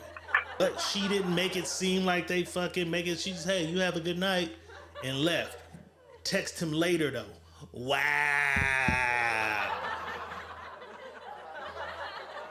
He called her. What's up with the wow and shit? Yeah, I knew you stopped texting me for a reason. You ain't called, text, you barely reach out. I see you found somebody. She prying. She definitely prying. I see you found somebody. No, I ain't found nobody. I'm just out enjoying a bite to eat with one of my little lady friends or whatever. You know what I'm saying? But what happened? You turned me down every time I tried to holler. You turned me down. You didn't ever want to go out. I could have took you to dinner. We could have been there. That could have been us. You never wanted to go. You never wanted to go. Well, you know what? Actually, I was kind of fucked up the night I met you and thought you was an ugly nigga. In so many words, I kind of thought you didn't look as good as you looked, but you sexy as fuck. I didn't know you looked like that. It all came back to me now. Shit, ask me out now. You know what I'm saying? He's like, okay. I'm a little offended, but I'm a little flattered because she is telling me, nigga, you sexy. I fuck with you. You know what I'm saying? But he wants to know, is she shallow for the way she handled him? And is he petty if he never called her ass again? It's time to ask Dr. Red.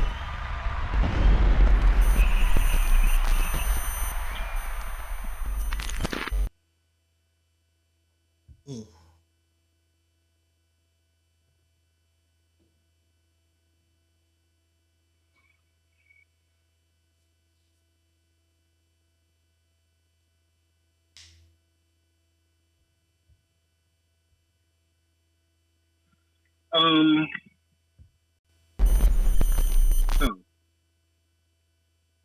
is she shallow? I'm not gonna say she's shallow because she said she was drinking when they met. So, when you have a little alcohol, you can be a 2 at 10 and a 10 at 2. So the alcohol, your beer goggles can be on and see something that you don't normally see. So I think she's shallow. She just wasn't. She didn't have her eye on the prize as much as she wanted to really understand or see the man that he was and how he looked. She was just in the moment. And when people drink alcohol, they just be in the moment sometimes and don't want to follow through with some shit they done done. And that's probably what happened to her. And but when she seen him, things changed and she was honest. And I think that's the best thing out of that situation right there was she was being honest. You know what I mean? She could have made up any kind of story to say something. She was telling her truth. If that was her truth, she was telling her truth to him to let him know, like, no, I didn't think you was. I don't remember you being as cute as you are, and that's what kind of kept me away from, going out or prolonging a situation with us or making the situation go further. So I don't think that she shot. Really want what they want or look for what they look for in the person, and she just kind of waited for the situation. Second half of the question. Yeah, okay, you got it. Is he petty if he never? He how you feel. I have right to say this is how I feel. You know what I mean? And if he don't call, that's just how you feel. If he's doing it out of her reaction of what she did, then yeah, you're being petty. If you're not doing it out of just that's how you was gonna do it, regardless of what her answer was, you're being petty. Man. Does it but what if you're a guy who doesn't like a woman who gets drunk enough to not know who the fuck she was talking to? Then you're not. That's what I'm saying. Is it petty or is it I don't fuck with drunk bitches? No. That's your thing. You know, like I said, that was her thing. Her thing was she didn't know you was that cute, and she didn't want to play herself and thinking, okay, if I go out, he don't look as cute as I thought he was that night, and I'm not really got the picture of him in my head. So no, I ain't gonna play that game with it. But when she seen him, oh no, that nigga, he handsome as a motherfucker. I'm gonna try to shoot my shot again. You know what I'm saying? Mm. And so if that was the shoe on the other foot for him, which it is, nah, nigga, tell her, nigga, I ain't some shit I want to do. I don't fuck with drunk bitches like that. Came in there, you know what I mean? Looking good, smelling good, probably had a fine date too.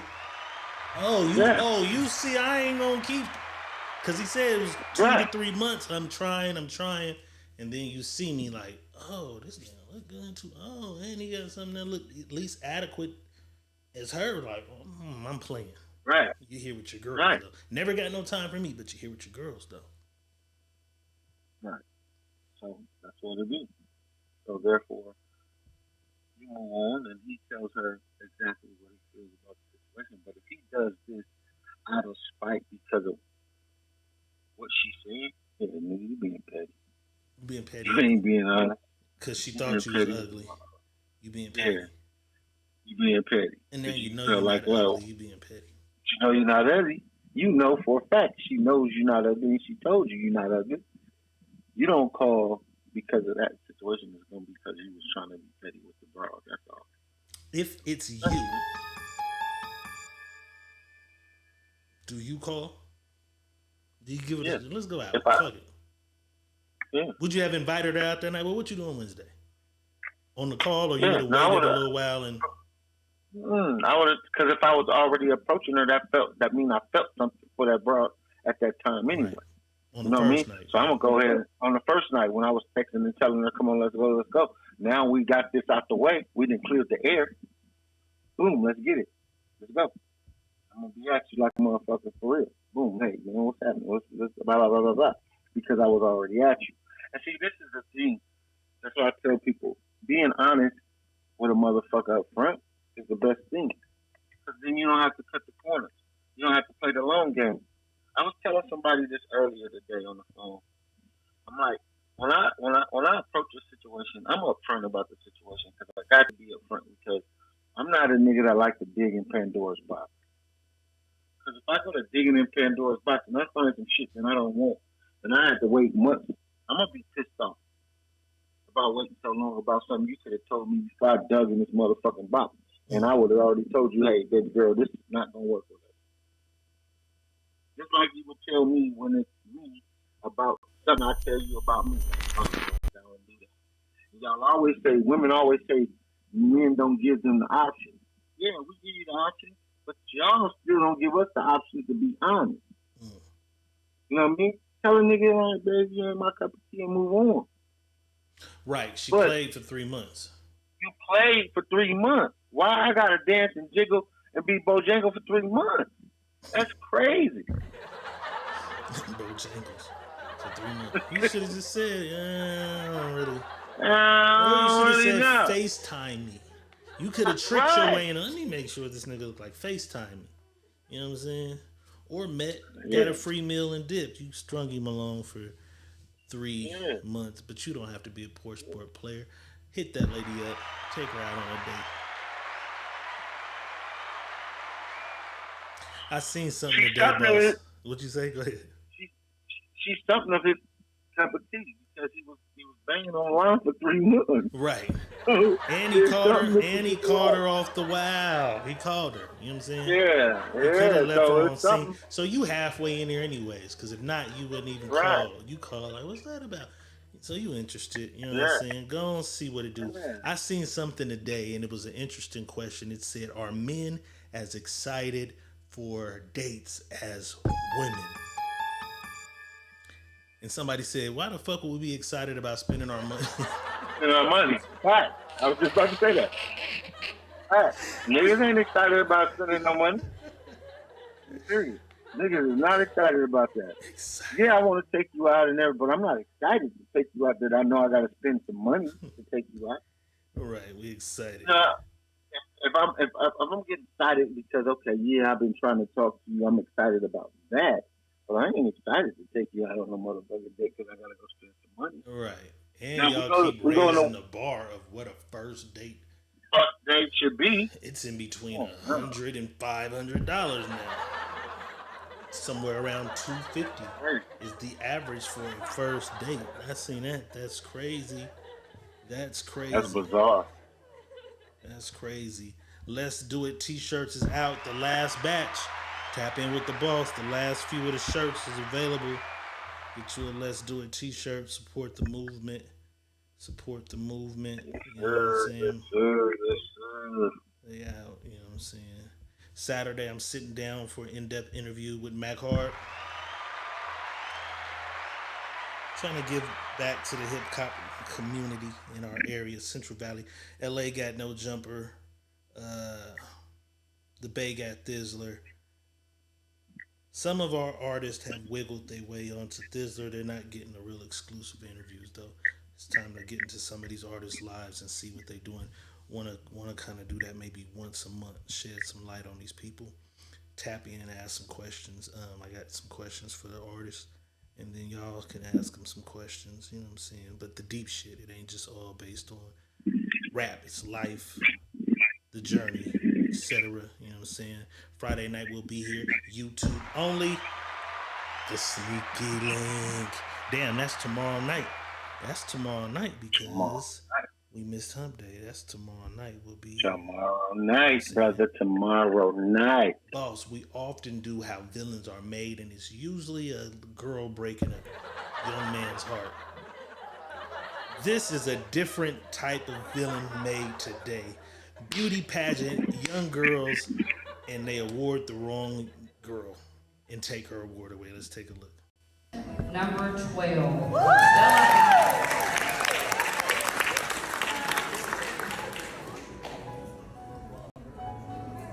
Are they in order, Britt? Next and over. All right, time Next out. and over. No, let's see. 6, 7, 8, 9, 10. 11. No, she gotta be 11. All right. All right. Best Eyes goes to contestant number 6, Aubrey Parker.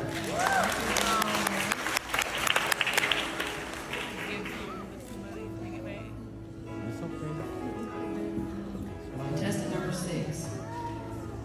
Hey girls, if you hear your number, your name, raise your hand. Okay.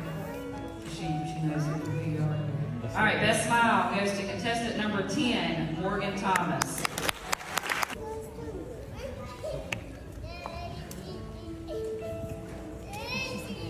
All right, so your Miss Heart of the USA Future Little Miss Division Queen is Teresa Goodry, number 8.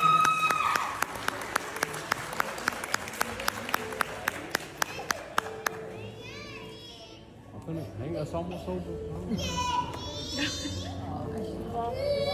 Should have gave a damn. Maybe I shouldn't have laughed at it. That's fucked up. That's fucked up. Daddy! Daddy! That is fucked up. That moment will forever scar her. She's gonna be a different It's not kind of fucked beast. up. She It's gotta bounce back. competition. Yeah, but you handed me my award. I thought I won. Like, no, oh, sometimes players fuck up. My bad. Judges fuck up too. Yeah, judges fuck up too. Oh my god. Yeah, And the we winner. just ain't got no award. We'll be mad at the motherfucker. Yeah. Say, Secret Menu Podcast. Oh, we're sorry. We're sorry. Hold on. These niggas. Some bullshit. This is some bullshit. Yeah, that was fucked up. They need to get their shit together. It's a good Yeah, life. You they think it's a fucked good life lesson though for her? Yeah. You ain't gonna win them all, baby. You ain't gonna win them all. Damn. And it's just because they said you didn't win today don't mean you ain't got a chance to win tomorrow. Right. That's it. But don't tell me I won, motherfucker, and rip it out my hands. Next time you touch it, clutch it. You would have gonna buy this bitch another award. It's my shit. That means you just understand that some things can be taken away when they give it to you. That part too. Some shit can be taken away. Biden and Trump is on TV, I think, right now. Right now. And I didn't know this shit was going on, but I seen a little pump today get on the internet. He said, tonight a coked up, crooked Joe Biden will lie over and over to American people. And I'm like, what the fuck is Pump talking about? But then I started seeing this. President Biden refuses to take a drug test before tonight's presidential debate. And Donald Trump said, hey, let's both take a drug test. I seen the video clip. I couldn't find it no more because I thought he was just talking shit. Then I seen Pump say it. But I seen a clip where Trump says, hey, tell him let's take a drug test before the debate. I'm down. Is he down? Let's take a drug test. Do you think Biden is doing coke? That's why you need to stay away? Yes, he's doing coke. They found coke in the White House. His son brought in some coke and dropped it in the Oval Office. I did not know Biden was playing with his nose. That nigga Biden crazy. You like that sugar booger? I did not know that. That shit is on right now. 50 Cent posted this. He said they getting Biden ready. And he said that's the fake Biden out there. They getting Biden ready. Because he had been a little more movementful. He's been, he was Sleepy Joe at first. Now he does have a few more movements. All right, for those of you who are mad as fuck like me at the prices of rent, the prices of moving, the prices of moving in, they just announced this. Starting July 1st, landlords cannot ask the tenant for 3 times the rent anymore.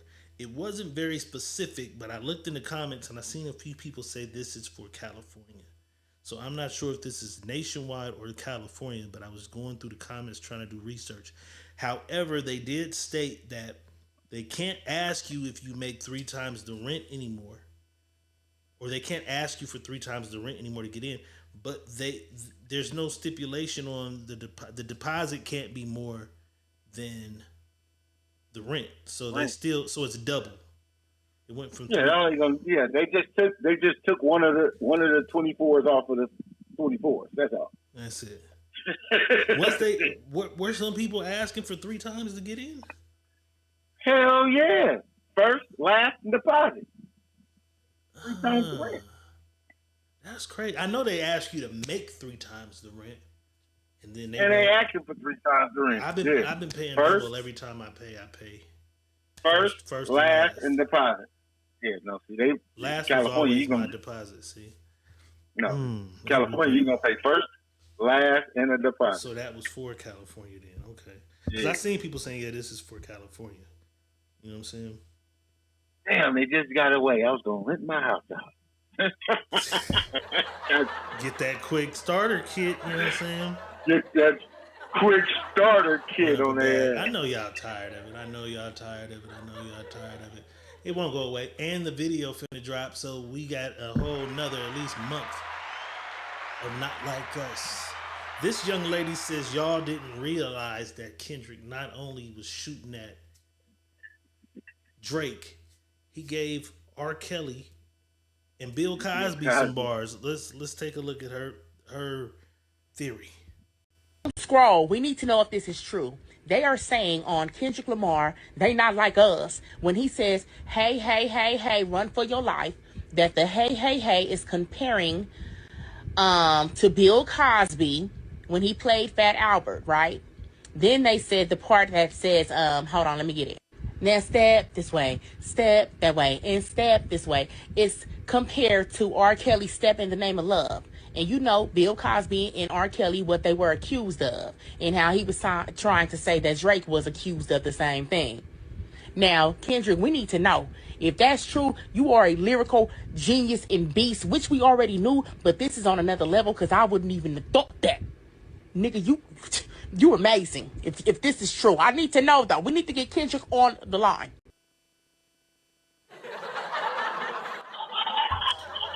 Once she said the shit, I can't unthink it. Now Step in the Name of Love sounds like, you know what I'm saying? And then hey. Do you think that's what Kendrick was doing, or you think the fans just got too much time to keep making shit up? It's diabolical. They just make up what they want to make up. And I can't say it wasn't, because it can fit anything. Because his mind is one of them minds.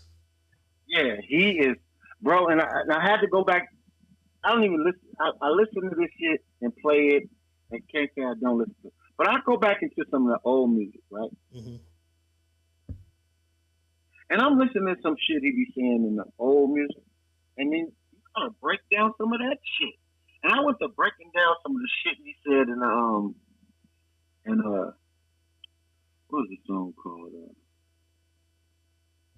Now We Gonna Be Alright, but what was the song called? God damn it. I had the song. God damn it. Be Humble? Be Humble. Right? And I'm breaking down some of the shit he said in that song. I'm like, he say shit that like you don't get until you hear it multiple times and really listen to what he's saying, right? This nigga's he's a monster with the wordplay. You know what I'm saying? So I'm like, oh, this is what he's doing. He's a wordplay genius. So I said he must walk around with a thesaurus in his back pocket, because the way he come up with words to make shit work out for him is crazy. But that's all I was. You can make this easy. I think if you wanted to, because you won't never know. My bad. My phone is about to die. No, it's all good. This motherfucker up. This motherfucker's tripping. It's all good. My shit is tripping. All right, this young lady says she hates the fuck out of Sexy Red. And she gives us her reason why and behind it. Let's take a look. I hate that girl. I hate her. I hate her. I wish somebody would make a diss record against her ass. I think I'm about to write a diss. I don't like that bitch. Hello, I don't like her at all. Like, she be single-handedly playing in y'all face. And I said to myself, who the fuck is her fan base? This is why I hate when y'all listen to her music. Like, y'all keep saying, like, yeah, man, but the beat hit. I don't give a fuck how much the motherfucking hit. Let me tell you something. Every time I hear that bitch in my motherfucking car, I turn her shit off, because I know she detrimental to the black community. I know she motherfucking influencing young girls to pop they pussy open for a baby. I know that's what that bitch doing. And in the same breath, she's influencing these young girls to be ratchet, nasty, and trifling. And then she's telling y'all that y'all got carpet hair. So not only is she's influencing y'all to do that, but she's also insulting y'all at the same time. I hate that bitch. I promise you. I hate the fact that social media make everybody famous. I hate this. That's why every time I see one of my sisters going in on that bitch, I repost, share, like, comment as much as I motherfucking can. As much as I can. If y'all women up here got younger girls, okay, and within their teenage years, please talk to your girls. Please talk to your teenagers about this bitch. Make sure you tell them that this is not the way to go, because that's her fan base. Because everybody that I talk to don't really like her. So I be trying to figure out who is her fan base. It's these younger girls. It's these younger girls with fam. She is going to tear y'all daughter's self-esteem down. She kept going.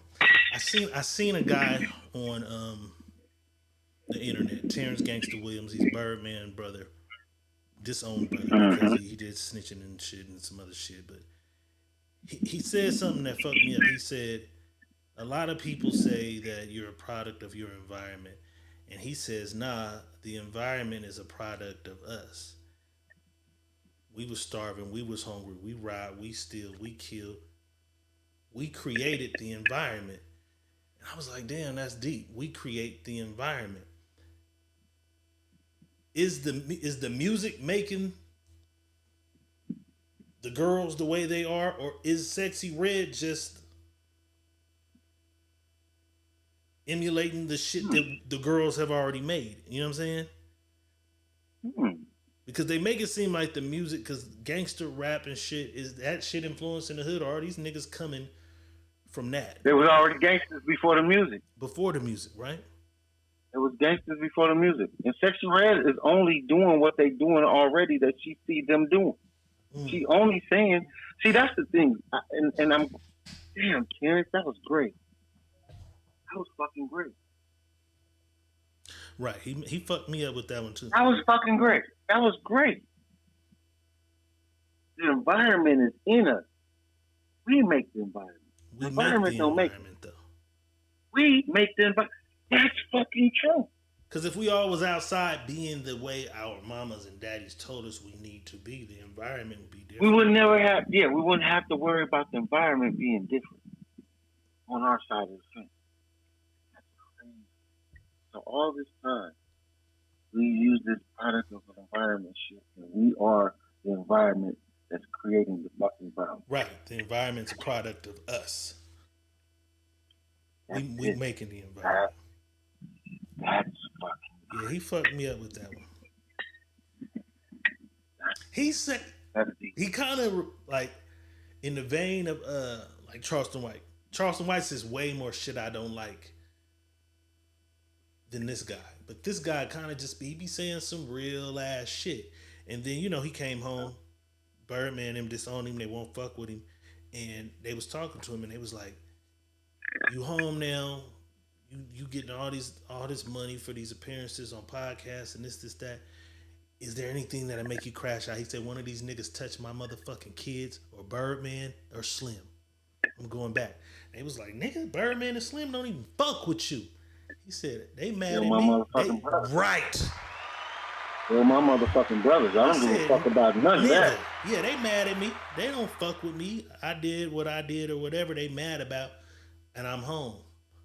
But one of you niggas go playing with them, I'll go back to jail. Right. I said, he be saying some that's shit. That's my brother. Right. Like, I can be mad at my brother, bitch, but you can't. I can be mad. You can't. You can't. Nigga, and don't think I ain't coming when you play that way. That's still my brother, right or wrong. Let me deal with my brother. My nigga, y'all, if you know me, let me deal with my brother. Right. Period. Yeah, he be having some good dealing with my brother. Interviews. I don't like the last shit. He just did some shit with Swamp Stories. Swamp Stories called this shit Birdman's Evil Hitman. That's what they titled it. And so he's telling stories about how Birdman would pick him up at a young age and be like, nigga, blue jabos, white baseball cap, go get him.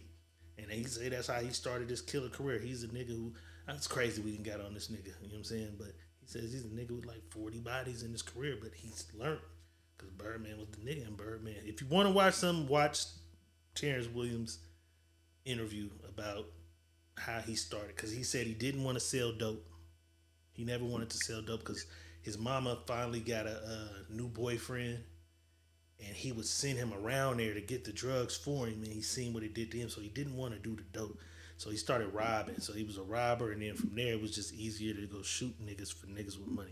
It's some cold, crazy shit, but he says some good, deep shit sometimes. You know what I'm saying? Have you ever been catfished? Like back in the day, MySpace, what's the AOL shit? I think you did tell a story one time. I told you when I went to Reno. Flew somewhere and met you. You left with Reno, the friend, though, right? Didn't you leave Reno with a friend? and Indiana. Yeah, Indiana, where you left with her friend, right? Yeah. Okay. Yeah. So anybody that ever been catfished can probably relate to this right here. This young lady has been arrested after calling 911 to avoid meeting a man she met on a date night. Got him all the way there and then got cold feet. Called the police and almost had this nigga. Well, he was arrested too. He was arrested first. The complaint says Thomas claimed that the man threatened to attack her. She also alleged that she was pregnant with his child and revealed that their conversation occurred on Snapchat. When officials arrived at the scene, they discovered a man leaving her home. He told an official that he had recently began communicating with Thomas a week prior through a dating app. They then began to text as the unnamed man provided proof of their conversations through text messages as well as the dating app. Officials later confirmed he was texting Thomas's number. He remained in custody for more than an hour due to her false claims. The 18-year-old later confessed to lying about the incident because she got cold feet on meeting him and no longer wanted to. She advised that she didn't think officers would help, so she made up the call and the events that she described. She's off her rocker a little bit. She fatfished this man, and then he got there. Yeah, fatfished. She fatfished the man. And if you go back to that picture,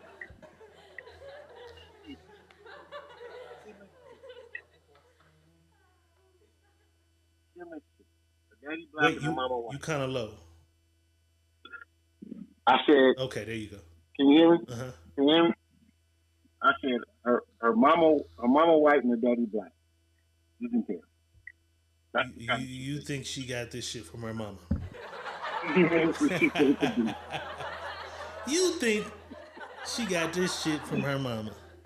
And called the police on a she black got woman. it right from her mama. That is crazy. I had a financial question for you because I don't understand how some of this shit works. Okay, so the Raiders' new coach, his wife, Jocelyn Pierce, the wife of Raiders head coach Antonio Pierce, has filed for bankruptcy, right? Antonio invested in car dealerships and defaulted on their loans per filings. Creditors loaned out over $28 million to which Antonio personally guaranteed. So now they are going after everything he has. Her filing bankruptcy makes them go after everything he has. I'm not. Well, I guess when you married, but she still has his last name. It's kind of weird. Are they still married? Reading what it says Jocelyn Pierce, wife of Raiders head coach. What? So maybe they split. You got them right. So maybe they're splitting. Why would she file I'm sure when they went to file bankruptcy, somebody should have told him, hey, if she do that, nigga, they coming for everything you got. He clearly has more money than her. It just depends on what bankruptcy she files. You know, so many chapters she can file. So just depends on what they're gonna want back and how much of it they're gonna get back from in her. That over $28 million to which he personally guaranteed. What does personally guaranteed mean? Does that mean he was backing her her loans and shit? Or yes, that means you have a guarantor that says, "Hey, I'll make sure that shit goes the way it's supposed to go with the money, and you'll get it back." That's what that means. He'll be able to put that shit on some type of plan, right? Or will they be able to just snatch $28 million from him? It ain't even gonna be $28 million, bro. When they get done with it, it won't be $28 million. Trust me. That article make it. They'll settle out of that shit. Yeah, that's it. Because they got to. What you think? You think they said $2 million is gonna be a major thing to a motherfucker make that kind of money? Nah. So they got to make it seem. See, that's what I say about writers are really good. Writers be making that shit interesting because they want you to read it. They need your eyes on it. 28 million. You like, what the fuck? Let's go back a step. Let's go back one step though, because I didn't have a comment on. Nicole Johnson said, "How you know that girl didn't get it from her daddy? From her daddy black ass." She didn't say black ass. How you know she didn't get it from her daddy, boss? Why you blaming the mama? Her mama white. Because her mama white. Hello, motherfucker. That's how, Miss Johnson. Miss Johnson, you must be new to the podcast with her mama wife. How you That's know? how we know. How you know? That's boss? how we know. Her mama is white. You know what I'm saying? Let me see. It was something. Well, I'm not saying niggas don't call the police. Niggas call the police too. I'm not saying that. But that's a rare. False alarm, rare. Yeah, that's rare. Boyfriend and girlfriend shit, but a complete stranger just, you know what? Yeah. I'm not. I had to leave. Damn, Nicole said I had a nigga call the police on me. What was you doing in that moment? Miss Johnson, if he called the police on you, his mama white too.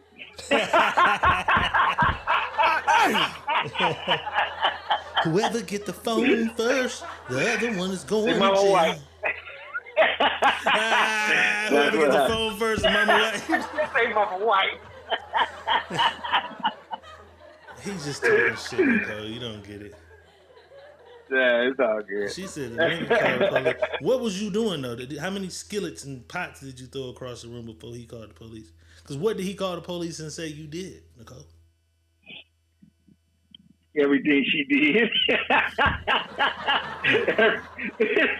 Everything she did. This lady lied on a man. Did he lie on you? Or did you do the shit? Q-Ball says, bullshit, Red. I called and went to jail. Nigga, I didn't go to jail, but I almost did. I had guns drawn on me, laid on the ground and everything. You know what I'm saying? I definitely called on a motherfucker before. You know what I mean? Got out the shower, ass naked. She was standing in the bathroom. How did you get in my house? You know what I'm saying? I called her daddy first to keep it clean though. Hey, you feel me? You feel me? You like, man, I ain't getting y'all shit. Handle your candle, man. Like, bruh, I'm not doing this. Hey, man, y'all come, you feel me? She said he lied. Lied and said what? You still not giving us the accusations of what he did. But speaking of accusations, charges, the law, there's a judge, boss, who's viral. She just lost her motherfucking job because she was at the club and she socked the police in the face. Listen to the dialogue. I would have never, if it don't say judge and just listen, I would have never thought this was a judge. She's not a judge, her motherfucking mom. I think she thought that power. Went to the club with her. Let's take a look. For what? I wasn't cuffed. I wasn't when you needed to. Shut the fuck up. You look like a nigga who was trying to eat on me before and I never let him. Relax. Shut the fuck up. And stop touching me. Don't. Yeah, stop touching me. Get the fuck off of me. Stop touching. I got it. I can walk on my own. Don't touch me. Don't touch me. Don't touch me. I got it. I can walk on my own. Don't touch me. You're preventing Take me. I could give a damn. Take me where you want to take me. So how do you want me to take you somewhere expeditiously? Now. Take me where you want to take me. No! No! Just let that nigga run for the female. No! He just touched me. Everything for no reason. Why are you serious? Let him fucking go. Let him fucking go. Let him fucking go. Let him fucking go.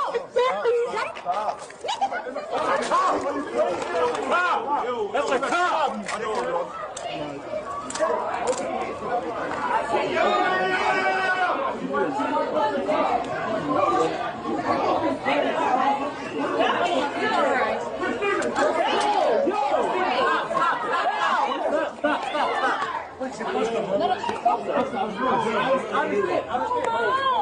And that's on me.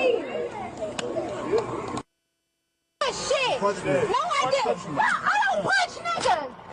Don't punch me. Ma'am. Take me where you want to take me. I can't. Send niggas to jail every day. You going tonight though? But who outweighs who? in that situation? I've seen videos where police be on some shit and motherfuckers say, I'm such and such the judge, and the police, and the whole shit change. The way she's talking, and then she turned around because she seen security grabbing the girl to break up whatever was going on. And right, then, and she's telling him to stop, and then another nigga grabs her. Walks up. The other nigga's security, but the police come. They probably got the call or whatever. He's walking in kind of late, and he's like, "Hey," she just turned around, and you hear people screaming, "That's the police! That's the police!" He just. But I thought he was undercover. With a body cam? Like, nah, not with a body cam on. I don't know. He had body cam on. Was he? I could give a damn. Take me where you want to take me. I don't know. I think that's what I thought. Take me where you want to take me. Off-duty officer.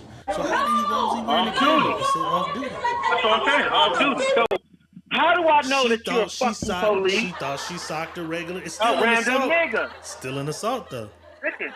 Listen to this though. But you. It's deep. You assaulted me first. Because you put your hands on me. You had no reason to put your hands on me. At all. You don't have the right to put your hands on nobody. You don't. So, I have the right to defend myself. Once you put your hands on me, I have the right to defend myself. Because she's attacking the security guard? Yep. He's trying to help security out. Because she's jumping in on the security guard. That has no prevalence. As long as she's telling the security guard whatever she's telling him about the girl. Put him down. Y'all got to go get the nigga that did it to her. But y'all not doing that. Y'all doing it to her because she's more irate about the situation. When she comes outside to say what she said to the security guard, the off-duty officer grabs her. She turns around, so they say, and hit him. You can see it's fast, but you can see the punch. Let's take another look real quick. I could give a damn. Take me where you want to take me. So how do you want me to take you somewhere expeditiously? Now. Take me where you want to take me. It take a minute. I'm gonna wait. I don't know if it was a punch. No, she turned around and fired. I watched it like 4 times. She turned around and fired on that nigga. I'm gonna let it go a little bit. But that's where I'm at with it. Like, she couldn't be in the wrong because they fired her. She lost that job. But they say she got a bunch of corrupt shit too with her shit. I looked her up. Okay, so she got a history of crazy shit. And okay, well, she's gonna have a lawsuit on this motherfucker because we're gonna follow it. We're gonna see. And I'm not. Take me where you want to take me. It's coming back. It's coming back. Now, take me where you want to take me. No! Just let that nigga run for the female. No, he just punched me. Everything for no reason. Why let it fucking go. Let it fucking go. Let it fucking go. Let it fucking go.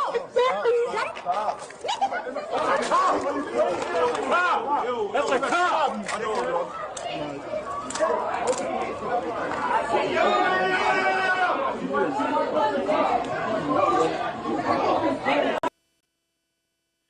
Yes, they got the girl detained. He's helping the dude with the other girl, and she in the middle. Then she wiggle her way into it, and he's out of the way. No, right.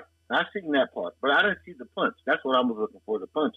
I just see a bunch of, you know what I mean, when the nigga grab her. It looked like she turned and fired on that nigga. But she said, I don't punch niggas. Right. So that's what I'm saying. That's what I'm saying. I think she when he grabs her, that's when she. Right. So he's calling that a punch. A backhand? Yeah. Anything to a police is a punch. Anything. You a judge though. A push is a punch. Yeah, that's what I'm saying. And that's the crazy part. That I'm saying. She didn't even scream, I'm a judge. She said nothing about that because that would have changed neutralized. That would have neutralized the whole system. It probably would have neutralized the security guard from the gate if the girl Bingo. could have calmed herself. But if that's your partner and they know this is you a high ranking judge and all this shit, they gotta. I don't know what happened in the club though, so I gotta try to figure out and find some other shit that happened in that club. But if you find that story, the motherfuckers in the comments is like they's tired of this bitch anyway, and it's a lot of corrupt shit going on with her or whatever. And that's the people, and then the shit. So she really didn't have no wins on here. So we'll keep y'all updated. I'm gonna try to follow it. I think I follow that website right there every day. You know what I'm saying? But she had her job on the line and it's over now. Let me see. Oh, this was beautiful. You know what I'm saying? Almost 5,000 people queued for hours in the rain to get tested to see if they were a match to help save the life of a 5-year-old boy fighting cancer. 5,000 people. He had a rare blood disease. And out of that 5,000 people, luckily 3 people had his type. 3 people had his type. They was able to help him however they needed to help him. That was good. You know what I'm saying? Was that everything? That's just about everything, man. I think I had one more social commentary type thing. One more before we get out of here.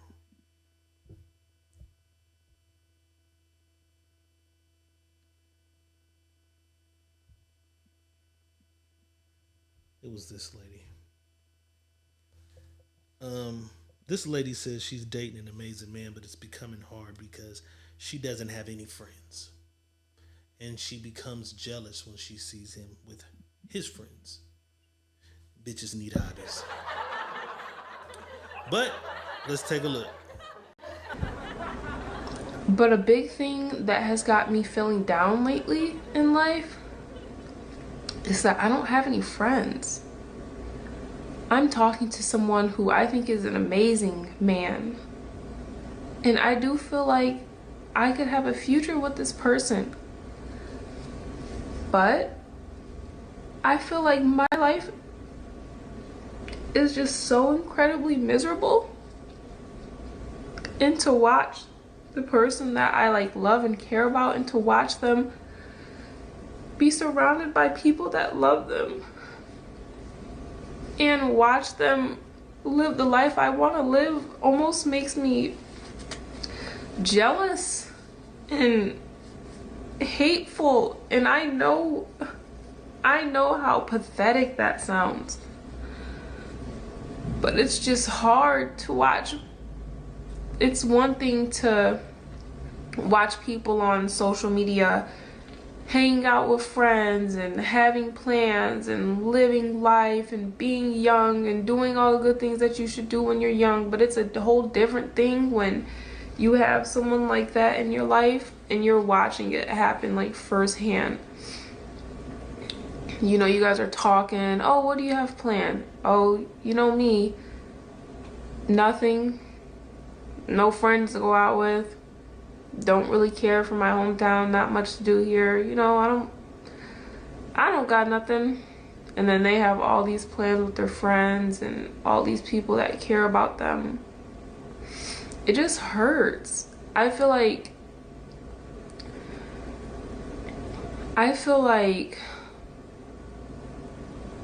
this is just such a simple thing that I feel like just comes easily to so many people, and I really have to work for it.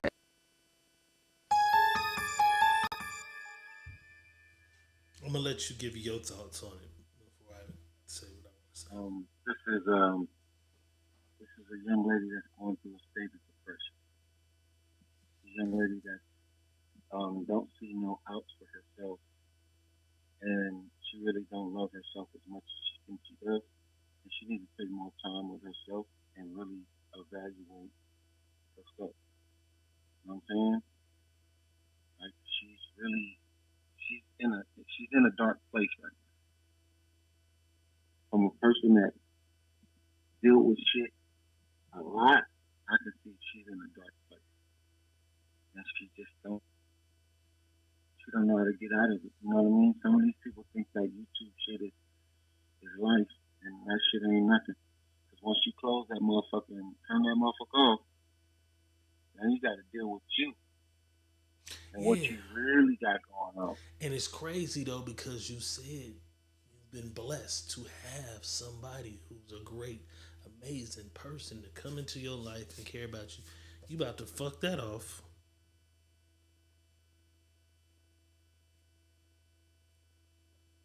Maybe his friends and his family will become yours too as y'all spend more time together. Like, you so obsessed with the fact you don't have what he has, but you got him. Like, what is he? Maybe he ain't enough, but is he not enough? Like, he's something. She don't know what enough is, and she don't know what's fulfilling her. She ain't found her purpose of fulfillment yet. She's watching everybody else be fulfilled, and she ain't found purpose. Yeah, she got me, but that ain't her fulfillment. You know what I mean? And she's lacking her fulfillment, and she needs to find that out on her own and figure out what it is that's going to make her happy. What's her purpose here? What's going to make her feel like she's on top of the world? Every day she wakes up. Every day she goes to sleep. Every day she's out doing nothing. She's fulfilled in herself. So social media got a lot of people fucked up in that way. You can't even be happy about what's in front of you, what's on your plate, what you got, because you keep seeing everybody else got more. He got a friend circle. His friends are so nice. Wish I had friends. I wish I had brothers who love me. Wish I had sisters. I wish I nah. You got some good shit going on. You got a dude you just said is a great dude. Care about you, fuck with you. Right. And not once did you. Go ahead. Yeah, not once did you put that up on the pedestal and make that the happiness. Crazy. That's the happiness. Because she's not happy. She can't put that on a pedestal because that's not the pedestal. See, once you find out who you are as a self person, as you, yourself, and I'm not talking about, I'm this, I'm that. I'm talking about from the inside of you, from the depth of your motherfucking feet to the last string, to the tallest string on the top of your head. You know who you are as a person. You know who you are as the individual. You know who you are as the character that people think they know. You know this. You know this. And if you're not happy with that person, you're never gonna be. And I said it jokingly though. Bitches need hobbies. But I wasn't joking. I'm serious though. I dealt with a person who was kind of an introvert, didn't have too many friends and shit, and they too seemed like they were jealous when I got shit to do with the boys. You know what I'm saying? Sometimes it's the boys and they girls and we all there. But if it's just me and the fellas gotta go do, it's like a motherfucker's in a shell because you never have nothing to go do alone on your time. But they got the gym, get in a spin class, take a dance class, pick up gardening, you know what I'm saying? Pick up pottery. You know what I'm saying? It's so much other shit. Find some shit to occupy your time in your mind instead of that Instagram shit where you just watching people do shit out. Because a nigga said something so crazy. He was like, bruh, I don't understand. Because, matter of fact, remember we saw the rent shit. Remember? They can no longer ask you for 3 times the rent. Motherfucker said, I don't understand why y'all motherfuckers so happy. Because looking at you motherfuckers on this timeline, everybody life great. Everybody balling. Everybody's on vacation. Because motherfuckers only... some people can't understand that concept. Motherfuckers only show you the fun weekend they had. They don't show you the whole week. They don't show you that power bill came. They don't show you it's a late notice on the car. Motherfuckers don't post nothing. Nigga, can you imagine what Facebook would be like if niggas was like, God damn, they might told this motherfucker I need to hide it for a week. You know what I'm saying? Niggas ain't posting that. You know what I'm saying? Niggas ain't posting the bitch left me. Damn, I missed the bitch. Niggas is posting turned up outside. Trying to show the bitch. He got some new bitches around him. But really, you miss your bitch. You ought to be trying to get your bitch back. But you're in a battle because you saw her post. She posted some shit that made you feel like, oh, this bitch is having fun without me. So what you got to do? You got to make a post to look like you have. We just was talking about this, boss. We just was talking about this. So instead of just coming back and saying, damn, baby, I miss you, I fuck, You wanna? Now it's a battle of who's having the most fun without each other. Like you motherfuckers is crazy, bro. I'm gonna say this, man, and it's sad because now we're talking about some shit, and somebody said something to me. Somebody said, I remember.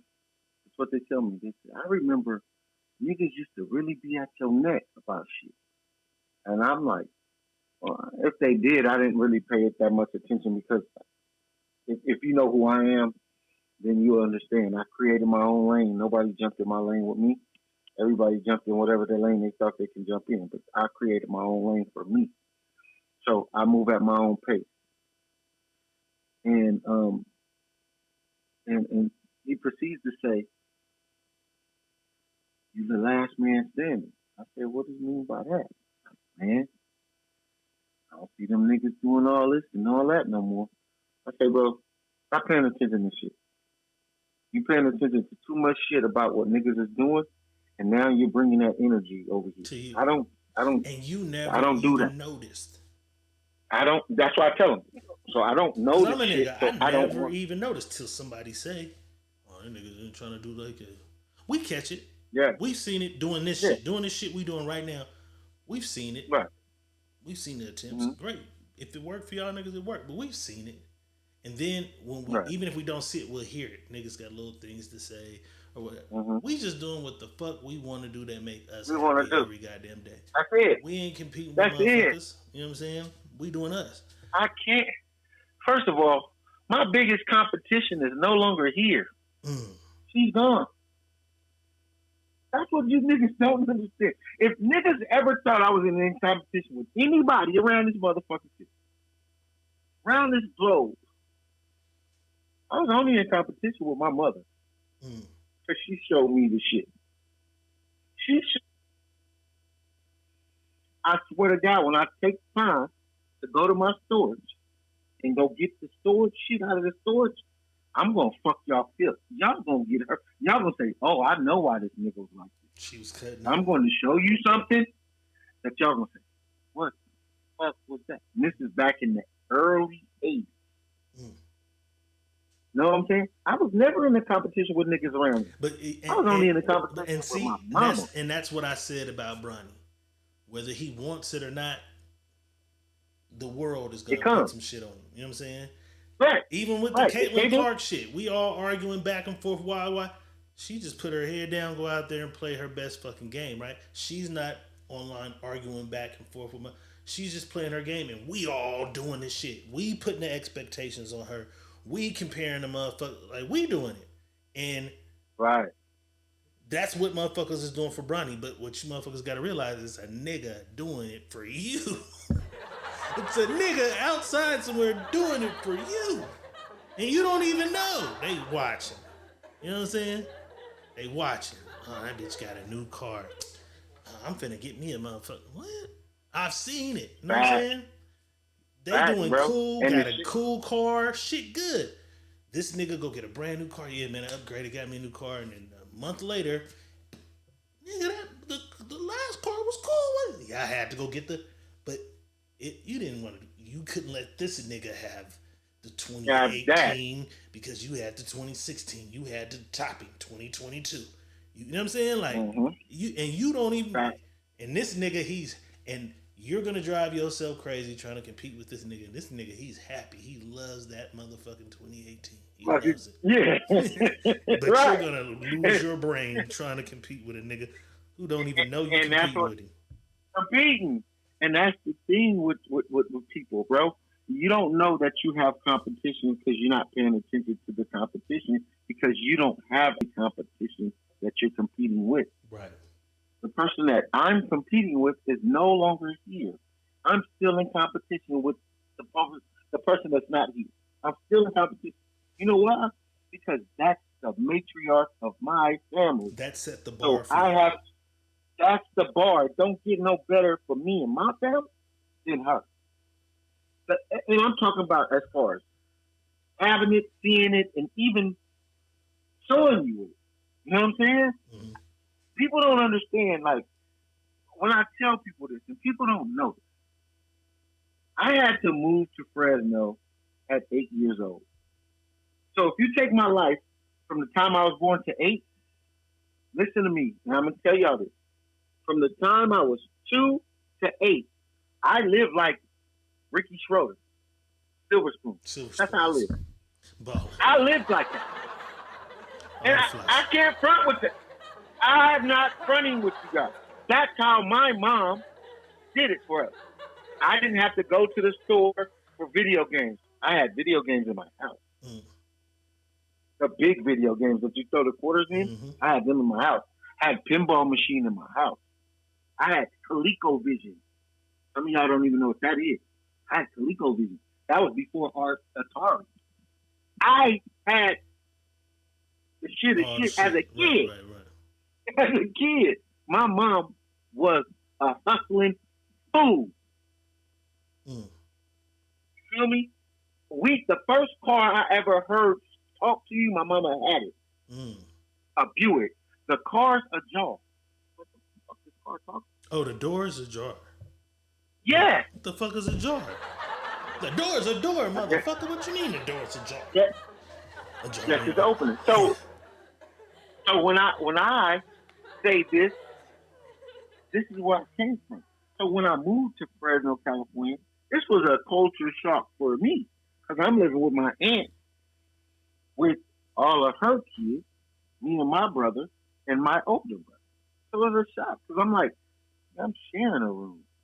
Matter of fact, we ain't even sharing the room; we sharing the floor. Right. You know what I'm saying? So the competition ain't never a competition if you're not worried about what people are saying. And you're going to have somebody saying something about you all the time because somebody is watching you. You may not know that. Somebody's watching your move. You can't wreck your brain watching nobody else. Can't wreck your brain worried about what they talking about. Crazy. It drive you crazy. I had to tell him, like, bro, man, hey, if you do this, get your credit like this, you can do that. Oh, that's too much shit. I'ma fuck that off. Nigga, they give me a $15,000 limit credit card. I'm burning. I'm like, that's why they can do it and you can't. They got some discipline. You focused on just wow. You think niggas don't go to car lots with duffel bags of money and just, you know what I'm saying? They don't just throw duffel bags of money on the thing and drive off with the car into the sunset and never make another payment again. My nigga, they make a down payment and then they make payments. You know what I'm saying? And if you're good, you gotta go in there and don't make a down payment. None. And if you got business credit and you got business fleets and you can get multiple cars and all kind of shit. Niggas that nigga got 3 cars, he got 3. Cool. Yeah, if you sat your ass down and quit looking at them and looked at the internet and some books and some other shit, you could get your shit together where you could do everything you wanted to, man. But we watch each other too goddamn much, you know what I'm saying? Secret Menu Podcast on a Thursday, just like that. We back, Diego Red, Money Boss. We'll be back tomorrow night. Y'all already know what it is. YouTube only. Only. Get your bottles, get your weed, get your girls, get your kids, put them to sleep. Cause it's on. Sneak it in. Tomorrow it's night. On. Boss. Yes, sir. We finna get out of here. Trap House is out now on Tubi. It's been a year. We passed the 1 year anniversary to June 16th was the 1 year anniversary of Trap House. That shit is out on Tubi. Don't stop supporting it. New things coming. Give us some game, though, boss, to get us through tomorrow to the sneaky link. Just because you see them with it, don't mean they gonna keep it. And when they don't keep it, don't mean you have to bash them because they no longer have it. Everybody is not able to keep up with the Joneses. But the Joneses is the Joneses. You are a Combs. You are a Brown. You are a Johnson. You are a Smith. You're a Madison. So you don't fit in with the Joneses sometimes. You fit in with what you fit in with. Stop looking at what they doing. Stay looking at what you doing. Because the more you focus on what you're doing, you may not understand. You may have already surpassed the Joneses, but you keep focusing on what the Joneses are doing. You're only keeping yourself down where the Joneses is at. Get up out of your motherfucking full view and get into your horse blinders. Once you get into your horse blinders, that means you can't see what's on the left or what's on the right. All you can see is what's in front of you. And once you attack what's in front of you, everything else opens up and the blinders fall off, and you'll see you're looking in the rear view now, and them people that you was looking up to, it's so far behind you, they're still trying to catch up to you. And you thought they were so far past. Pay attention to you first. Always pay attention to you. Always focus on you. Always pay attention to the prize, jewel, and the number one player on your team. And that's you. As long as you keep scoring, we don't worry about what happens. You know what I mean? We ain't taking the score. All we worried about is scoring. As long as you keep scoring, the game keep going. As long as you keep scoring, the game can keep going. Once you stop scoring, the game can come to an end. Hey, keep shooting your shot. Make sure it's the best shot you can shoot, man. And hey, y'all have a blessed day. I'm out. Game. Wake up tomorrow, try to outdo you. I'm feeling that. Sick of Me Podcast. We appreciate the love. We appreciate y'all pulling up on us. We appreciate y'all fucking with us. We appreciate the donations. We appreciate it all. You know what I'm saying? We'll be back tomorrow night. Get your bottles, blunts, and everything ready. You know what I'm saying? It's going down. Sneaky link. You know what I'm saying? YouTube only. On that note, yes, Diego Red is saying peace. Money Boss says, bring your friends to the Sneaky Link tomorrow. Yes. Bring a friend with you. Bring a friend with you to the Sneaky Link tomorrow. I want to see a new face, and I want you to say, that's my friend. I brought her. I brought him. That's what I want. Tomorrow is Bring a Friend That's all night. I want. Tomorrow. Bring a Friend night tomorrow night on the Sneaky Link. I'll make the post tomorrow early. We'll make the post early. It's Bring a Friend. Bring a Friend night tomorrow night on the Sneaky Link. We got to make it good. We bringing friends. Bring a friend tomorrow. Bring a friend. And I'm sending you some shit because I got some shit for you already. You got to check your inbox when you get time. I sent you some crazy shit already. You're going to be like, what? It's going down tomorrow night, Patron. Yes, sir. Tequila Boss will be here. It's up. Early, too. We appreciate y'all tapping in. You know what I'm saying? Yes, sir. We'll see y'all tomorrow night. We out.